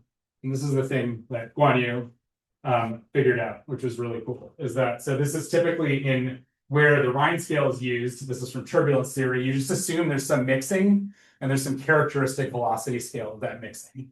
So you can just say, yeah, okay, here's the typical flow speed. Let's plug in that number. So, yeah, oops, and I guess this helps just to go back. So, yeah, so this, to give you more context, this is nonlinear advection. This just moves vorticity around. This is the thing that makes Rossby waves. So I should have said that before. So, again, still hand wavy on making Rossby waves, but that's where the Rossby wave comes in. Okay, so this, again, this is typically a single characteristic flow velocity. So now we spent a whole hour talking about the radial structure of a tropical cyclone, and there is no single characteristic velocity. It varies very strongly with radius. So there is no single Rhine scale. You can't just pick a Rhine scale. It doesn't make any sense. And so for context, when we did this, I shouldn't say it doesn't make any sense. How we thought about it in our paper that I presented before is that out here, I said I picked 10 meters per second. Out here, there is something, the wind speeds do vary much more slowly. So maybe out here, where we think the circulation tends to make Rossby waves. And if you're starting to think about it, this is where when you think about beta drift and beta gyres, it's the outer circulation moving the background or the large scale atmosphere around. And so we had picked a characteristic velocity of 10 for that reason. But we got to do better than that, because this is something, clearly there's no one velocity scale in this problem. So here's our Rhine scale, because I put an R here now, our Rhine scale, but this varies, this in here implicitly, this velocity scale varies with radius. So that's not really helpful. But how do we flip this around? So again, this is something Guan Yu figured out, was, okay, well, how about we do this a different way? Let's talk about this not in terms of a length scale, but in terms of the velocity, which is to say, solve for this. And this is now a Rhine speed, and you get this to equal 2 pi beta r squared. Beta is something that we can have as a constant. Radius, we can think of as a function of radius.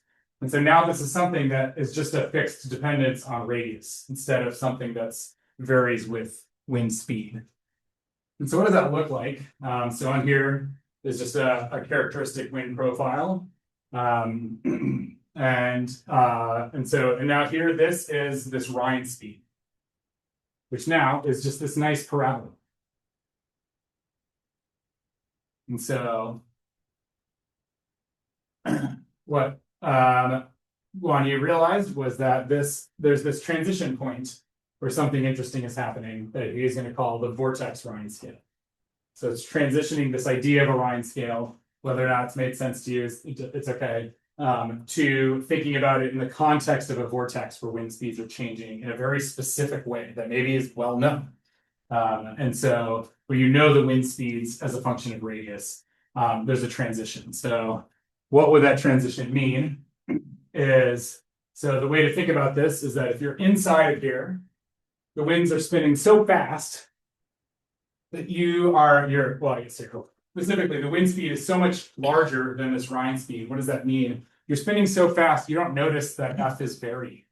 That you're spinning on whether fast enough or on a small enough scale. that you don't feel beta at all. You just don't notice it. So, which intuitively, hopefully, sometimes if you get really into the inner core, we think of even cyclostropic balance. We forget about F. We just think about the rotation, the relative vorticity. So in this case, we're thinking now about variations in F, which is beta. We're saying that if you're in here, you're much faster than this wind speed, you should not feel beta at all. And so your circulation is happy. Now, what I mean by happy is that if you're out here, the circulation where your circulation speed is so much slower than this Rhine speed, it says that you're moving slow enough or over a long enough distance that you will get deflected by changes in the Coriolis parameter. And that is the mechanical way about thinking about how a beta gyre gets formed and how Rossby waves get formed. So out here, you're starting to do something that ought to, at the end of the day, generate planetary Rossby waves. I'm going to show you this, is that this creates something you call a wave drag. If you think about that's something that sounds familiar to you, a really basic way to think about it is, you're deflecting, you have circulation, and when you change, noticeably, you notice the change in F as you're moving north or south, you're getting deflected out of that. And so that's going to be moving kinetic energy out from the circulation. So, okay. So what does that actually look like? So going back to Mino-san, you were asking is this, so what Wani did was to take a non-divergent barotropic beta plane model, which is to say a numerical solution of the barotropic vorticity equation, or conservation of absolute vorticity, just single layer. It's as simple as possible with fixed rigid lids. So it's just a single layer. Initialized with now this physical model for the wind profile that I presented to you before. So what happens when you do that? You stick a vortex. I'll play this a couple times so you can watch it. So the colors are wind speed. You're going to start it again from the beginning. Okay, so you initialize with a vortex, and then watch the colors melt away. Except inside that red circle, where the flow is just spinning around and around, and the colors don't really melt away. And so I'll do it one more time because I think it's nice to watch. So, and then it's about a second for J again in this. And you can see these asymmetric structures. We're not going to do any analyses, detailed analyses, but you'll notice actually this is a storm-centered framework. So if you notice the distances, we're moving west and we're moving north. So we have beta drift in here also. And the process of beta drift is about generating Rossby waves, Rossby gyres that move the cyclone, but that also takes energy away from the cyclone. And so that's the part, the impact on size that has not been thought about. And so what's cool is this circle here is the vortex Rhine scale. And we can actually predict this transition between the part where the circulation is just really fast, nothing interesting happens, and then outside it where the winds just vanish. And this is now you're getting wind profiles that don't look realistic because this is in a barotropic model, so it's going to look funny. There's nothing there's no other things going on. So okay, so what Gwani did next was to do experiments, varying the initial storm size. So here we're keeping beta constant. So the Rhine's speed is constant, but now changing the size of the storm. And these curves are funny looking because this is the curves from the initial state of the model. So the model doesn't resolve the inner core particularly well, but that's not really our interest. So, and then the other side is to do experiments varying beta. So when you go to higher beta, when you go to lower beta, so here, this is at 10 degrees north beta, 20, 30, 40, all the way up to 80 degrees north. Beta is getting smaller as you go to higher latitudes. And so what's happening is this curve is moving out. And so this transition point is shifting to larger and larger radius. And so what you can do is then look at these, analyze the size across all the simulations. And so what this is time in days from the start. And the y-axis here is size divided by this vortex Rhine scale. Because the expectation is that stuff outside that vortex Rhine scale will decay and stuff inside it won't. And so in the end, you should end up with something or just this tiny vortex or this vortex, compact vortex stuff inside the vortex Rhine scale. And so that's exactly what happens across these experiments. You start from bigger or smaller. You can see how quickly, like this is a time scale up to 30 days, but the bigger you are, the faster you shrink. And that's the really critical part.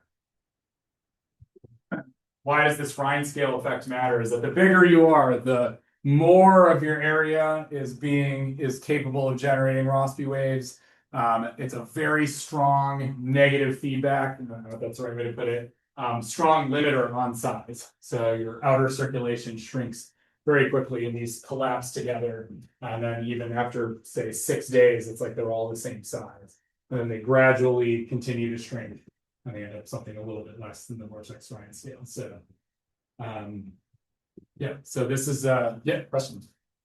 No. It's, the vortex Rhine scale is kind of a function of the intensity of the circulation, right? It's a function of it's not the intensity. So that's the thing. This is where now it doesn't care about this, but it does care about the structure. Yeah. Structure. Yeah. So like if the wind profile went out this way, then the crossing point would be different. But yeah, the intensity itself, if you make this stronger or weaker, it's in the zone that it doesn't really care about it. So my question is that if the vortex weakens, the vortex Rhine scale also changes. Yes, it does. This is true. So once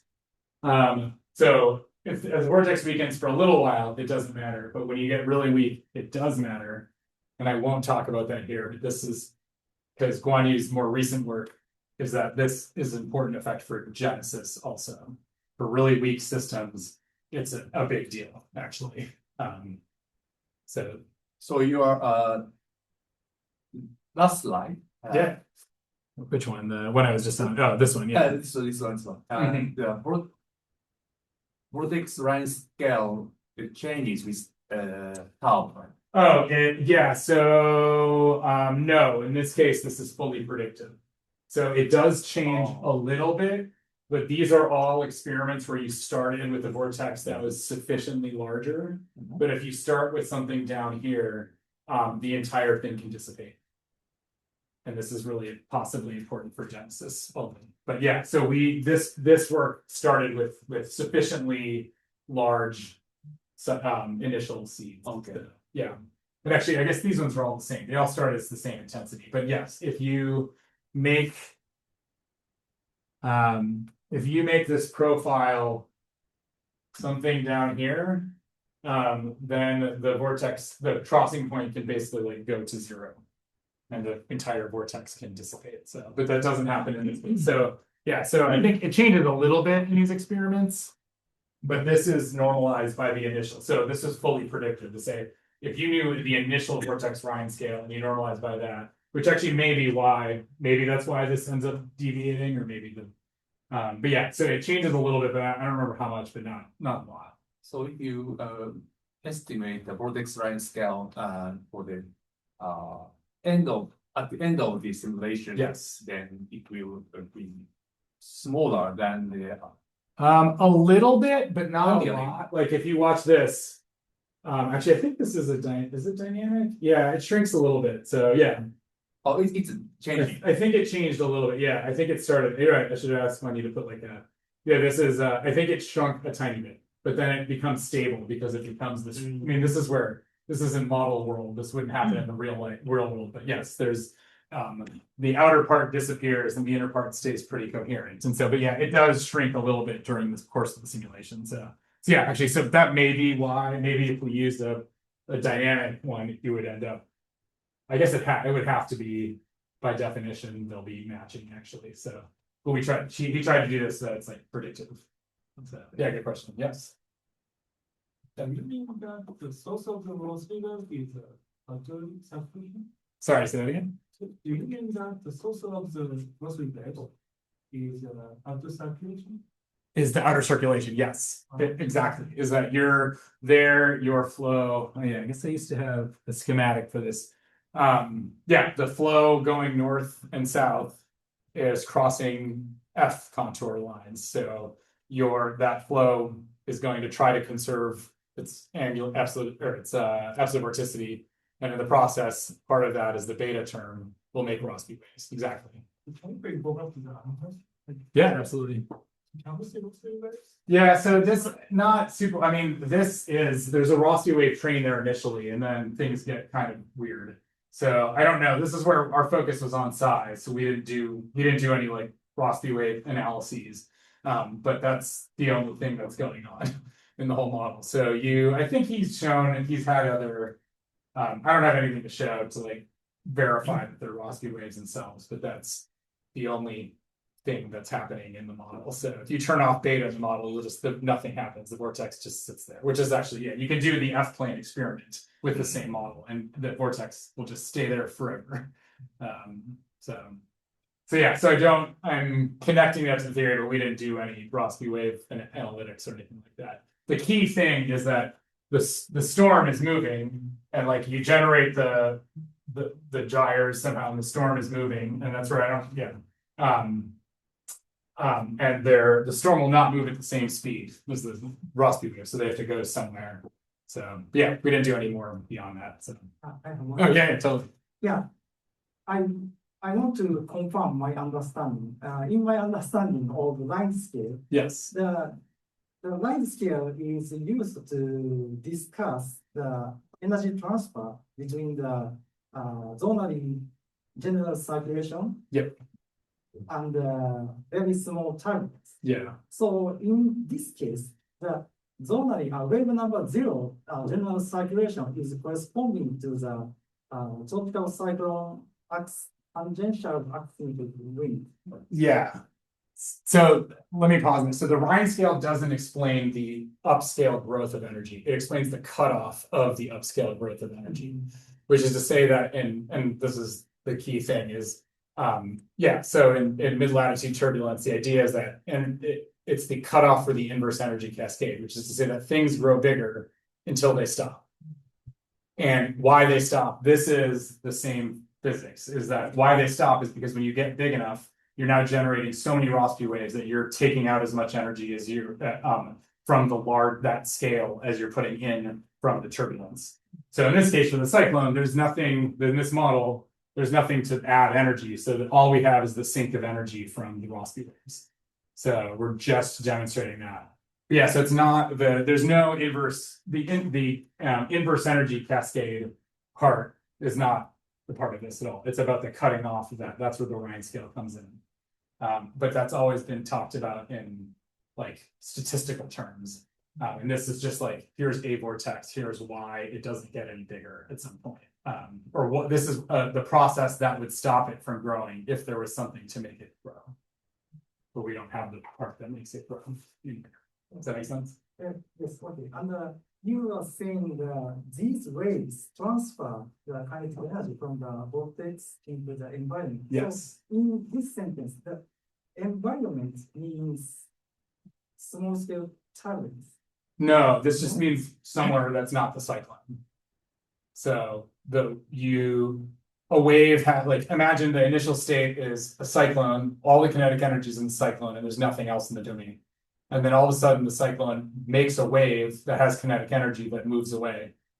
You have to conserve energy. So somehow the energy is being transferred from the cyclone into the environment. But once it leaves, we don't know where it goes. We don't care. It just goes elsewhere in the domain. So does that make sense? The other way to think about it that's very, very simple is if you're in gradient wind balance, with no beta, you're just happy going around, like in the cyclone. If you now allow F to change with latitude, when you're going north, you suddenly feel a stronger Coriolis force that's out of balance. And so you will turn some of your rotational kinetic energy into radial kinetic energy. And so by definition, you've now removed kinetic energy from the cyclone and put it into something else. Whether it's like I'm saying Rossby way is going to be very, very generic. I don't know if that helps or not. This is very, yeah. Okay, cool. Other questions? Yeah. Yeah, go for it. Yeah, I understand that the barotropic model is okay, but in the real tropical storm, you have a generation of energy in the storm. Yes. And a part of the energy is used to generate Rossby waves. Yeah.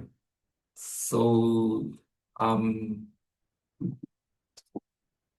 so in that case, it is not clear how the radius changes. Right. Yeah. Yeah. So all this theory would say hurricanes, this acting alone, the tropical cyclones would get smaller with time. So what's missing is the why do they get larger, or what's the counter? What's the thing making them expand? Which is thing. If I have time tomorrow, we'll touch on that theory. So yeah, we've isolated the sink of energy from Rossby waves with nothing else going on. So so that's the thing, because this is not realistic, but it's just highlighting this sink of kinetic energy that is especially strong as you get really big that we haven't thought about before. So yeah, so I'll get to that hopefully tomorrow. You'll be more satisfied. So I have a question. So what happens if you start very small vortex? Ooh, yeah.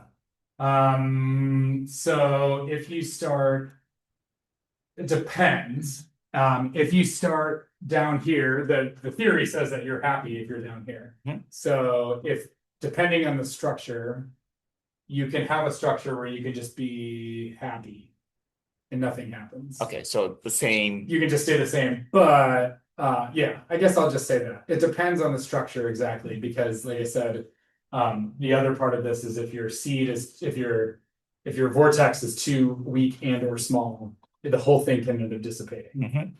So, but yeah, but in principle, you could be very happy here, or you could die, depending on the circumstances. So yeah, cool. Just a quick. Did the same thing for the very beta, get a very similar answer. I'm not going to go through. There's also a time scale built into the theory that you can not dimensionalize, and you can collapse both of these. But I don't.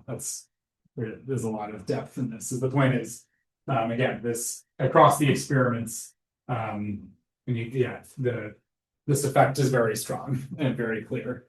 So this is a nice schematic. I really like that one you made.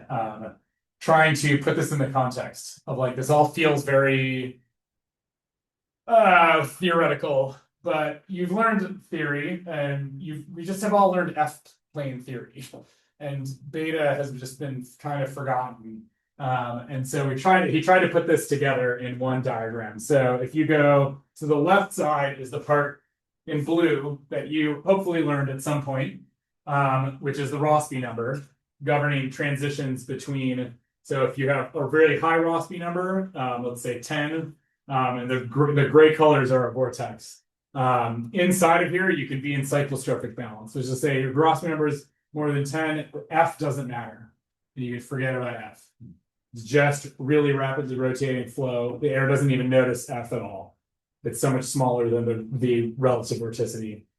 When you go all the way at the other end and you get out to Rossby numbers less than 0.1, you're now in geostrophic balance, where you don't have to think about flow curvature at all. And then in between, we talk about gradient wind balance, and that's where, this is the most general. You could apply gradient wind balance for everything if you want. But so that's usually what we think about for tropical cyclones, because they're rapidly rotating systems. So that is including the centrifugal acceleration. So on the right side is an analogous, when you bring out beta, and you're just thinking about the beta effects, is this idea of basically we're saying is this vortex-Rhine scale delineates a region we're inside here. And especially when you get to a really high Rhine's number, you really don't notice beta at all. So there's a region in here, probably within the eye wall, where you don't notice F or beta, I mean, sort of by definition, if you don't notice F, you don't notice changes in F. And so this is a very happy region, as you can be balanced. But this transition point is about that we're actually never in balance out here. It's an unbalanced regime when you go outside of this vortex Rhine scale, because that beta term is always there. I guess I could have put the equation up. It's minus beta V. So there's places where it's moving vorticity around.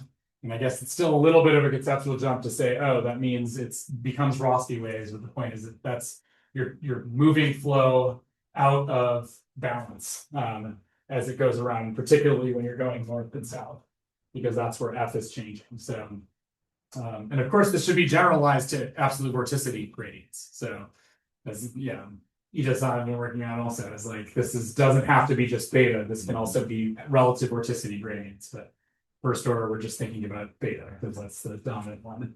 So this is a nice schematic to try to help connect this to concepts that you probably learned in thinking about F-plane. And the point is just that out here, there's always energy. There should always be energy being lost by Rossby waves. So that's going to try to shrink the storm. So that's the key thing here. Okay, so to bring it all back, we said before this issue of observed size, why is it so much lower than the potential size? Like again, I like to think about this as this length scale a hurricane or tropical cyclone wants to be, but then it wants to expand to this size, but if you're in the tropics into the subtropics, something else is happening there. And this is where you can't get here, because if you get to be this big, this Rossby wave drag becomes really strong. And so it's always trying to kick you back down. And so this Rossby wave drag, this Rhine's effect, I don't know the best way to describe it. Different ways of thinking about it is Rossby waves taking energy away from the storm makes it really hard to get really, really large. So within the tropics. So yeah, I guess just to connect, because we're asking about this turbulence theory, it actually, let's see, I'm trying to think. I guess we talked about this before. I think this is the same physics in the end, and it took me a while to say this, but I've talked to enough of the turbulence theory folks who have all agreed, like this is actually, I gave a talk and Peter Rhines was on the call, and I was terrified. And he said, this is awesome. This is really so much clearer. It's the same idea. So yeah, when you talk about extratropicals, the mid-latitude turbulence, inverse energy cascade cuts off by the Rhine scale is a really, really complicated way to say extratropical cyclones grow bigger and then they get stopped by the Rhine scale. It's the same, you can think of it basically the same way for hurricanes. Maybe they want to grow bigger. Now the physics for why they grow bigger are totally different. But if they want to get bigger, they're going to get stopped by this Rhine scale effect. And this is really just thinking about a single vortex. And I actually think it extends. Like we could probably apply the theory to an extratropical cyclone wind field also. So I never really tried that. So, all right, let's see here. What time is it? So yeah, okay.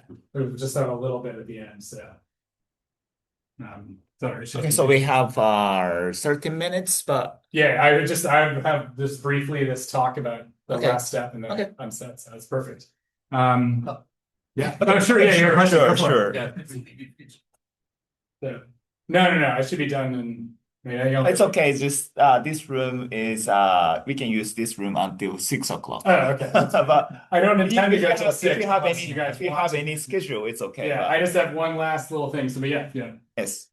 You said that the vortex line scale is to determine not only the elevator, but also structure of the vortex structure. Vortex. And size. Yes. And this from that the vortex line scales is estimating, and which limits the structure and size of the. Correct. Yes. So it's kind of an iteration. Yeah, so this is a great question. Right, because what you get with the structure you get out of the barotropic model looks nothing like a tropical cyclone anymore. And yet I've hopefully convinced you, like lots of wind profiles, they always have kind of the same structure. So I think the idea is this is a slow process.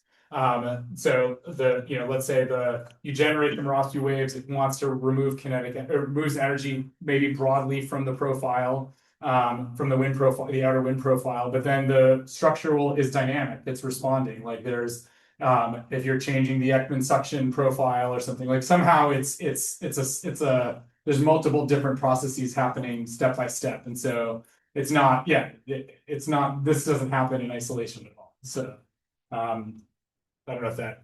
So we can estimate kind of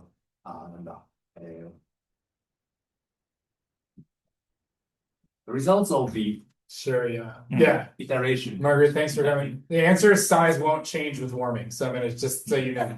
Okay, there we go. No, that's totally yeah. Please, that's fine. That's fine. So something like after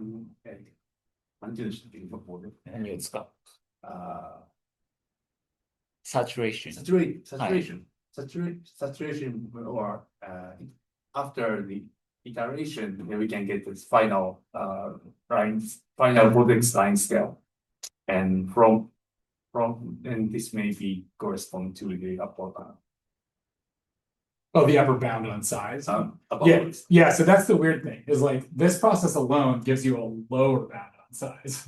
So it's a weird thing. It's not that it defines an upper bound. It just defines a process that's trying to shrink you. And the bigger you try to get, the stronger the shrinking is. But it doesn't say here's on its own. It doesn't say here's how big you can get. That's the weird part. It's one part of a competition of like it's trying to shrink you down, and then the other part is well, what's trying to expand you, and which I haven't talked about yet. So that's the thing. So yeah. So does that help? Yeah, it's confusing because it's not truly a length scale. We want to just say here's the size that it can be, but it doesn't really. It's not telling you a specific size. It just says the bigger you get, the more you're going to get pushed back down. So does that make sense? I think so. That's why you call it not the line scale. You call it the vortex line scale. Yeah, the vortex Rhine scale is about understanding the effects, the radial structure of the effects, but it doesn't tell you what the size should be. It just says there is a sink of energy that is there, and it gets really strong when you get big. So it's going to prevent you from getting too big, but exactly where you end up would depend on. Okay, so could you go back one slide?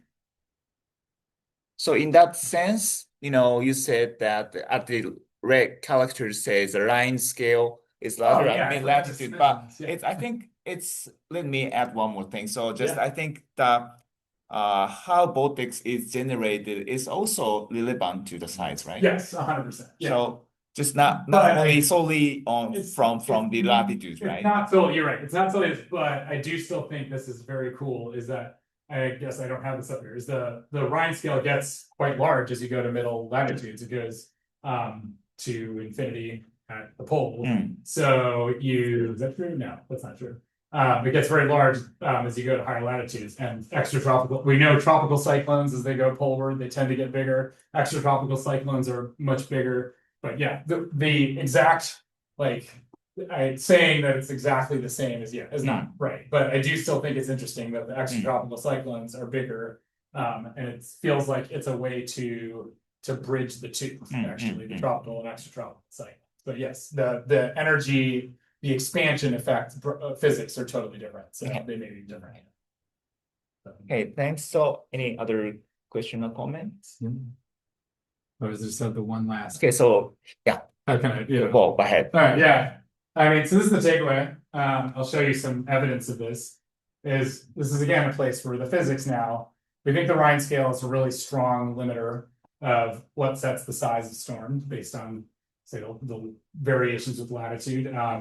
This doesn't depend on temperature. It's just a dynamical quantity. And in part, this because the structure we know, the outer structure is very well it doesn't depend on temperature either. This is a place where we don't expect this to change much. So the prediction from the theory would be that we expect size not to change much with warming. And this is on average. And so this is stuff I did before and I had no idea. And I actually forgot that I'd even done this, but other folks have shown similar things, is that we looked at storm size in a downscale future model projections. This is a downscale GCM.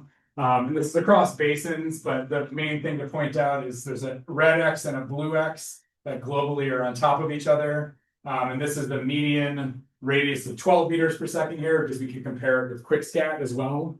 And it doesn't change much. So there can be changes within the basins. There are small changes. I'm not going to advocate for either one. I guess the West Pacific, there's a slight decrease going from the cooler to the control to the warm. But so we see this in GCMs that we were downscaled. There's other work. So this is now getting back to size and structure. This is work with my colleague Ben Schenkel again, where we did downscaling of North Atlantic cyclones from two different models. So I'm just showing you two different examples where you now have the full profiles. So it's not capturing high intensity cases, but we're getting the outer circulation quite well. And all I want to highlight here is so one model gives us that slightly larger, but you can see the structure is remarkably similar, but maybe a little bit larger. This one is a little bit smaller. So there's nothing jumping out that says, oh, storms should be getting much bigger or much smaller. They seem to be fairly similar. Okay, and so yeah, and then the structure again doesn't seem to change. So this is something coming back to what I said before, is that we see qualitatively the same structure. So that's a good sign from our physical wind field. You can also see this evidence of this in these aquaplanets. So I didn't do this part. This is my colleague Kevin and his student Alyssa Stansfield. This is, they took the same aquaplanet and did different sea surface temperatures. So I should have said before, we had 300 Kelvin was the global sea surface temperature, but they did a whole range of values. And this is size, exactly how we define outer size as a function of latitude. And there's all these curves, the spaghetti in here, because there's not really any sort of systematic change if you look at this. So there's just variations in size, but it seems to be relatively, or not obviously variable across simulations with warming. And then even there's also been now multiple pseudo global warming experiments with WRF, where you just run your simulation and change the temperature. And this is actually a really nice sort of like a real world idealized case. And so this is from Tron et al. 2022. And there's a lot of detail here, but they concluded, and I just pulled their figures, that our radius of 25 knots stayed about constant. They found the radius of maximum wind gets slightly smaller, which I will come back to. And then similarly, Chen et al. In 2022 showed very similar results. They looked across a whole bunch of, I think they did pseudo global warming with 20 different cyclones. It didn't find statistically significant changes in our 34 knots, found our max were slightly smaller. And so, yeah, so there seems to be some pretty good evidence that, so going back to our kind of schematic of thinking about how the wind field responds with warming, is that we expect the outer size not to change. Again, on average, it doesn't mean, hopefully get to it tomorrow. One thing that does change size, that could change regional sizes. But to first order, don't expect that to change too much. And so what's cool is that if you put this together and you just say, okay, well, I'm going to keep size constant and structure constant. We expect storms to get a little bit more intense. Then that says, our theory would say we expect our max to get smaller. A little bit, not a lot. And that's what simulations studies seem to be finding. So, so it's a really nice, I think, putting together all these pieces. I think we have a good, I think it lends a lot of confidence to understanding how the wind field responds. And maybe it's good. This is lucky, glad that storms don't get twice as big as things warm. That's nice. So, So anyways, yes, this goes back a little bit, Nina-san, and so what you guys have been asking about is give you a very basic schematic.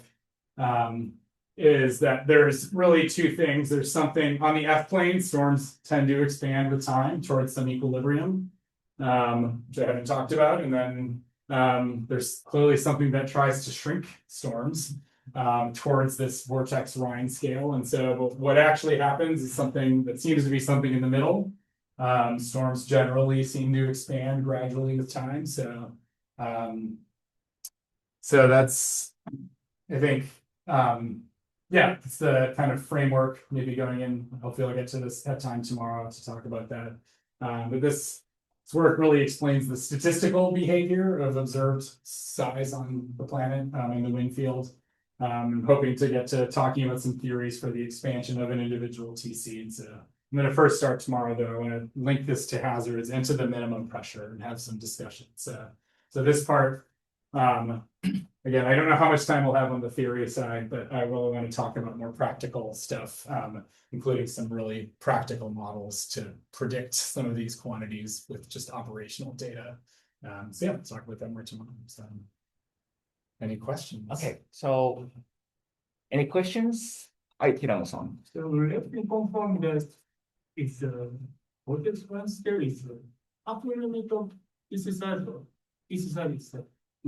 It's not. It's real. That's what we're saying. It's like formally the vortex Rhine scale is a lower end, which is very confusing. The reviewers were also very confused, and we were very confused. It's the idea is the core thing to understand is that this shrinking effect gets much stronger the bigger you are.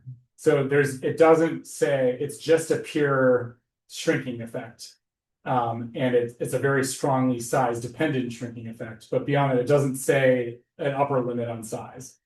It just says that you can't be, the bigger you get, the harder it's going to be that big. And this is the part of like, well, what makes storms expand? So does that answer the question? Yeah, so it's weird. It's so weird. I think the process is clear.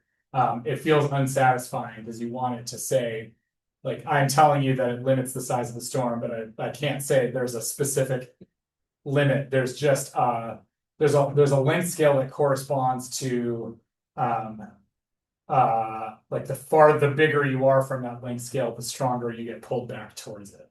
So it's drawing you down towards this, and that limits the size of storms, but it doesn't actually say the actual upper limit. So yeah. Any other questions? Hi, Wes-san. You see the spectral index and cutoff length scale in the upper part. Oh no, we didn't do any other. We just focused on the cyclones themselves. So we have the data if you want to look at it. We didn't do. We got asked about that. I mean, we didn't do any spectral analyses or anything like that. Yeah, I was interested in how 2D the atmosphere is. If the system is the aspect ratio is big enough, yeah, maybe you can regard it as 2D turbulence or. Yeah, I've had people ask about this. I don't know. I mean, it's 2D in the sense that, yeah, somebody else pointed out to me. I mean, like, if you think of a tropical cyclone as a PV tower, that's just like a uniform PV, then it is. It's sort of like a barotropic model world. Is that what you mean by 2D? Is like there's no vertical, it's just horizontal, or?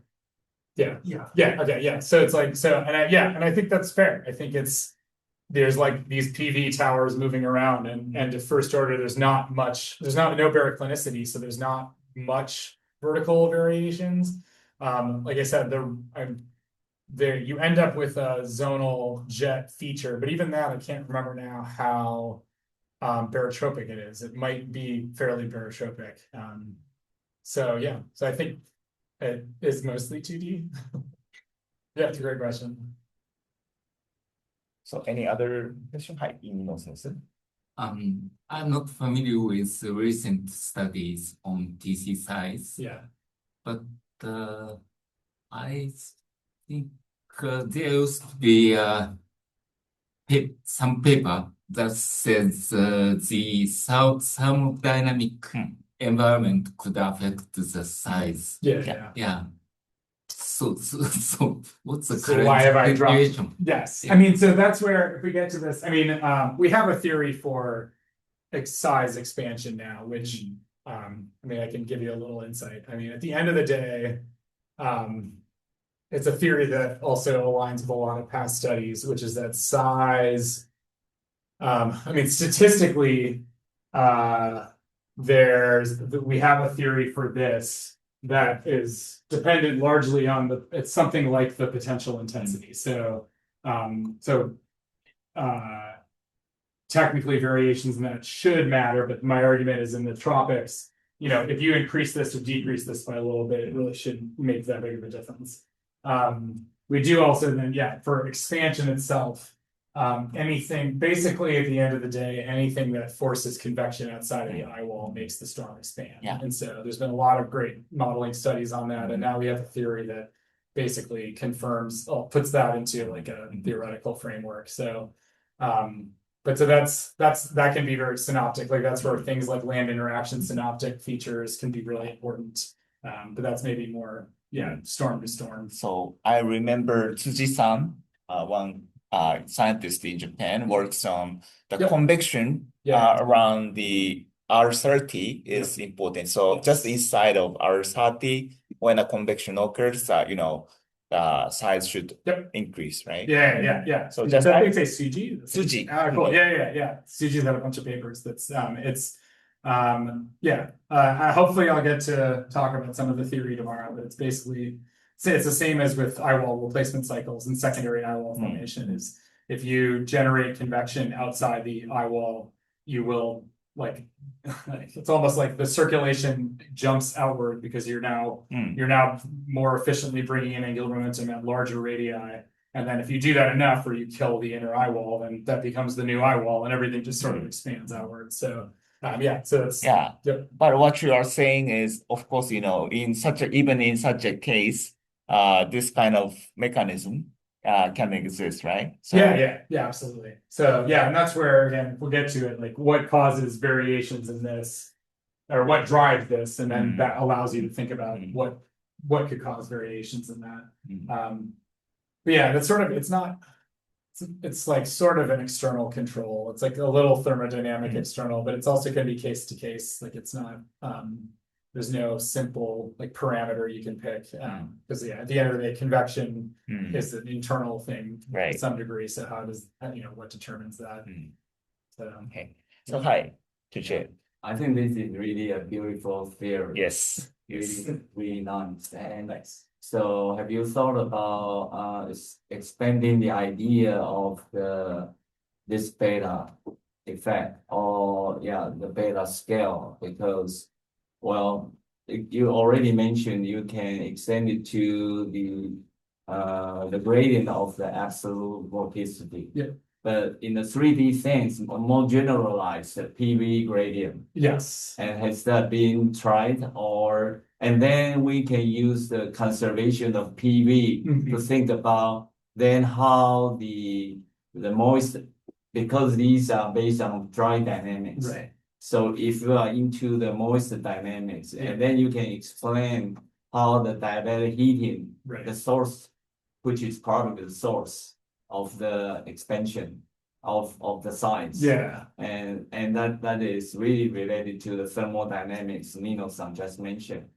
Can we really explain the theory from the very basic to more real world, and the whole theory will be set up? We can. So the short answer is my postdoc Danyang is brilliant. So I haven't even talked about his stuff. So he had a theory for the F plane. He then he actually stole this a little bit from Kuan he developed a theory for expansion on the F plane, and then he's now derived an analytic solution for the sink for this term and put them together in a model.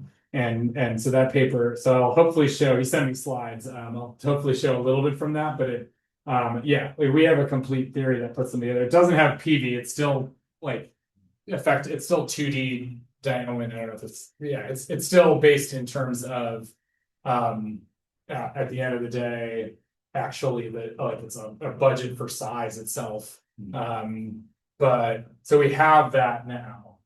Hopefully get to talk a little bit about that, but yeah, the other part is the diabatic heating. It's actually at the end of the day, the theory is it's not specifically diabatic heating, it's basically precipitation. Sure. So precipitation is the net heating that happens. Sure. And so, which actually makes things a little bit easier. It's just sort of, if you have more precipitation, you should have stronger inflow and you should expand. So, to give you a little flavor of that. Okay. Any other questions? Yes, please. Understand in what context you're saying that the vortex line scale provides a lower, a lower bound for the size. So it is possible, right? To start with a vortex that is smaller than the vortex line scale. Yep. And that in some cases they'll die, but some other cases they can remain at the Yeah. So how do I understand that? That's because it is a solid lower bound. Then for stuff that are smaller to start with, I would expect that they cannot be sustained. Yeah. So I guess the answer I'll give you is, let me see if I can bring up a diagram. Let's go back to this. So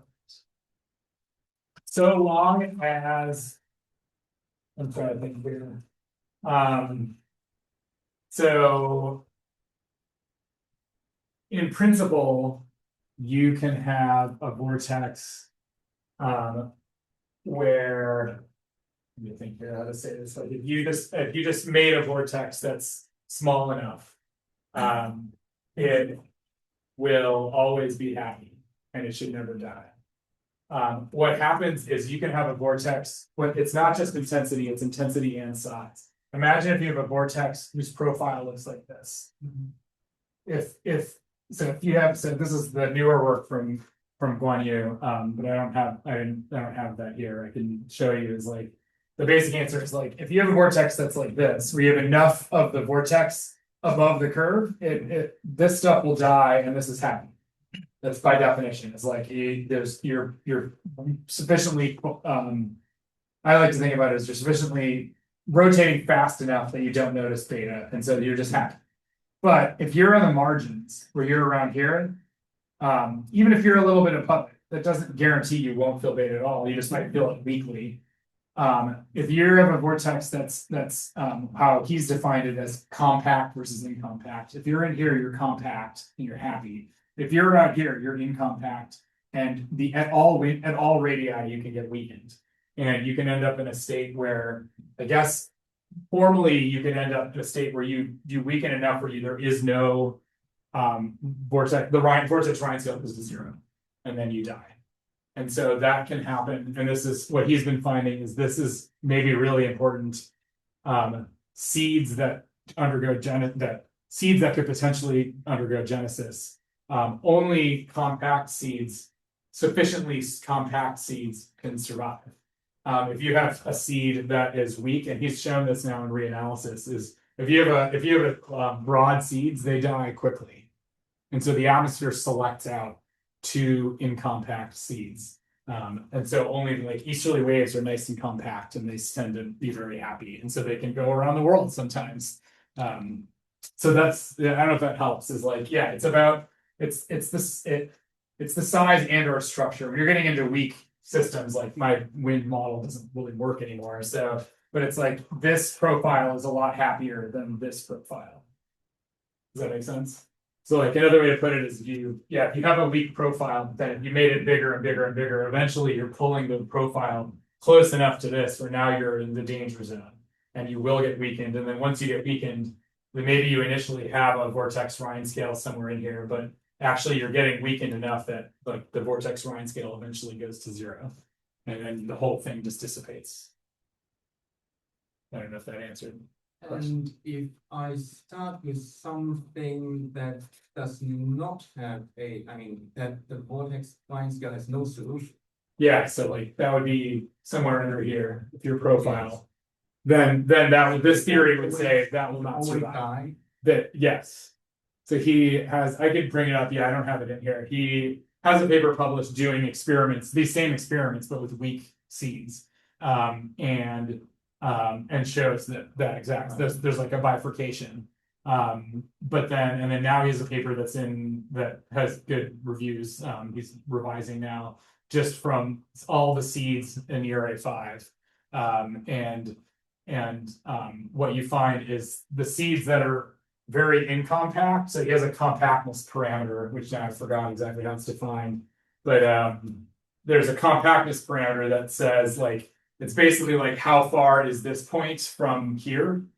And the farther you are, the more compact you are. So if you're 10 times this, then you're great. If you're 5 times this, then okay. And then if you get to 1, then that's bad news. Your whole seed is probably gonna die. And you can see this, like all the seeds that start anywhere around here, they die, and they actually die at a rate that follows what the theory predicts, which is kind of wild. So yes, so there's like a bifurcation between if you're up in here, you can live forever. If you're over here, it's not about size anymore, it's about like existence as a vortex. So does that make sense? Yeah, very interesting. Cool. Yeah. Okay, so we almost running out of time, but if you have short questions online, we can take just a quick question or comments from online. You have any comments or questions?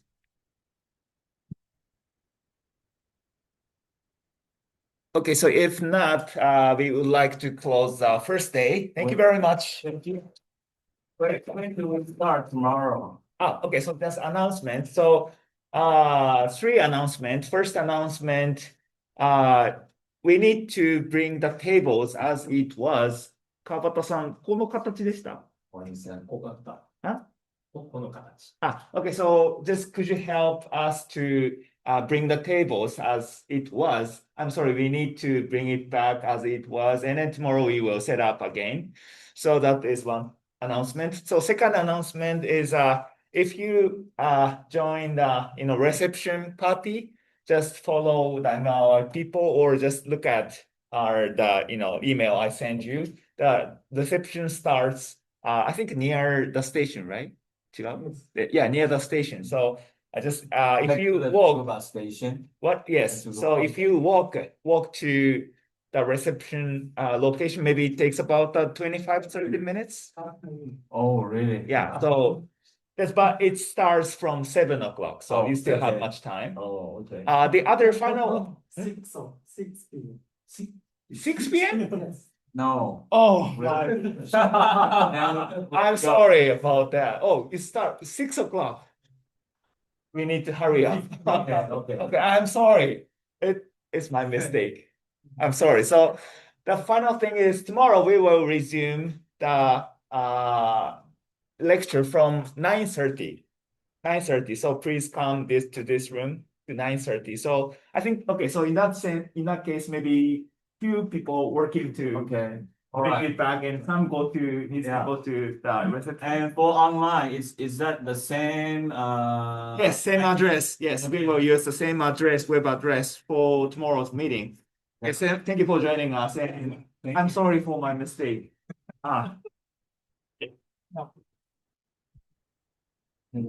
Maybe we should arrange a time for group photo tomorrow. Yes. Yeah. Maybe no time. Yeah. Yeah. But let's put the best.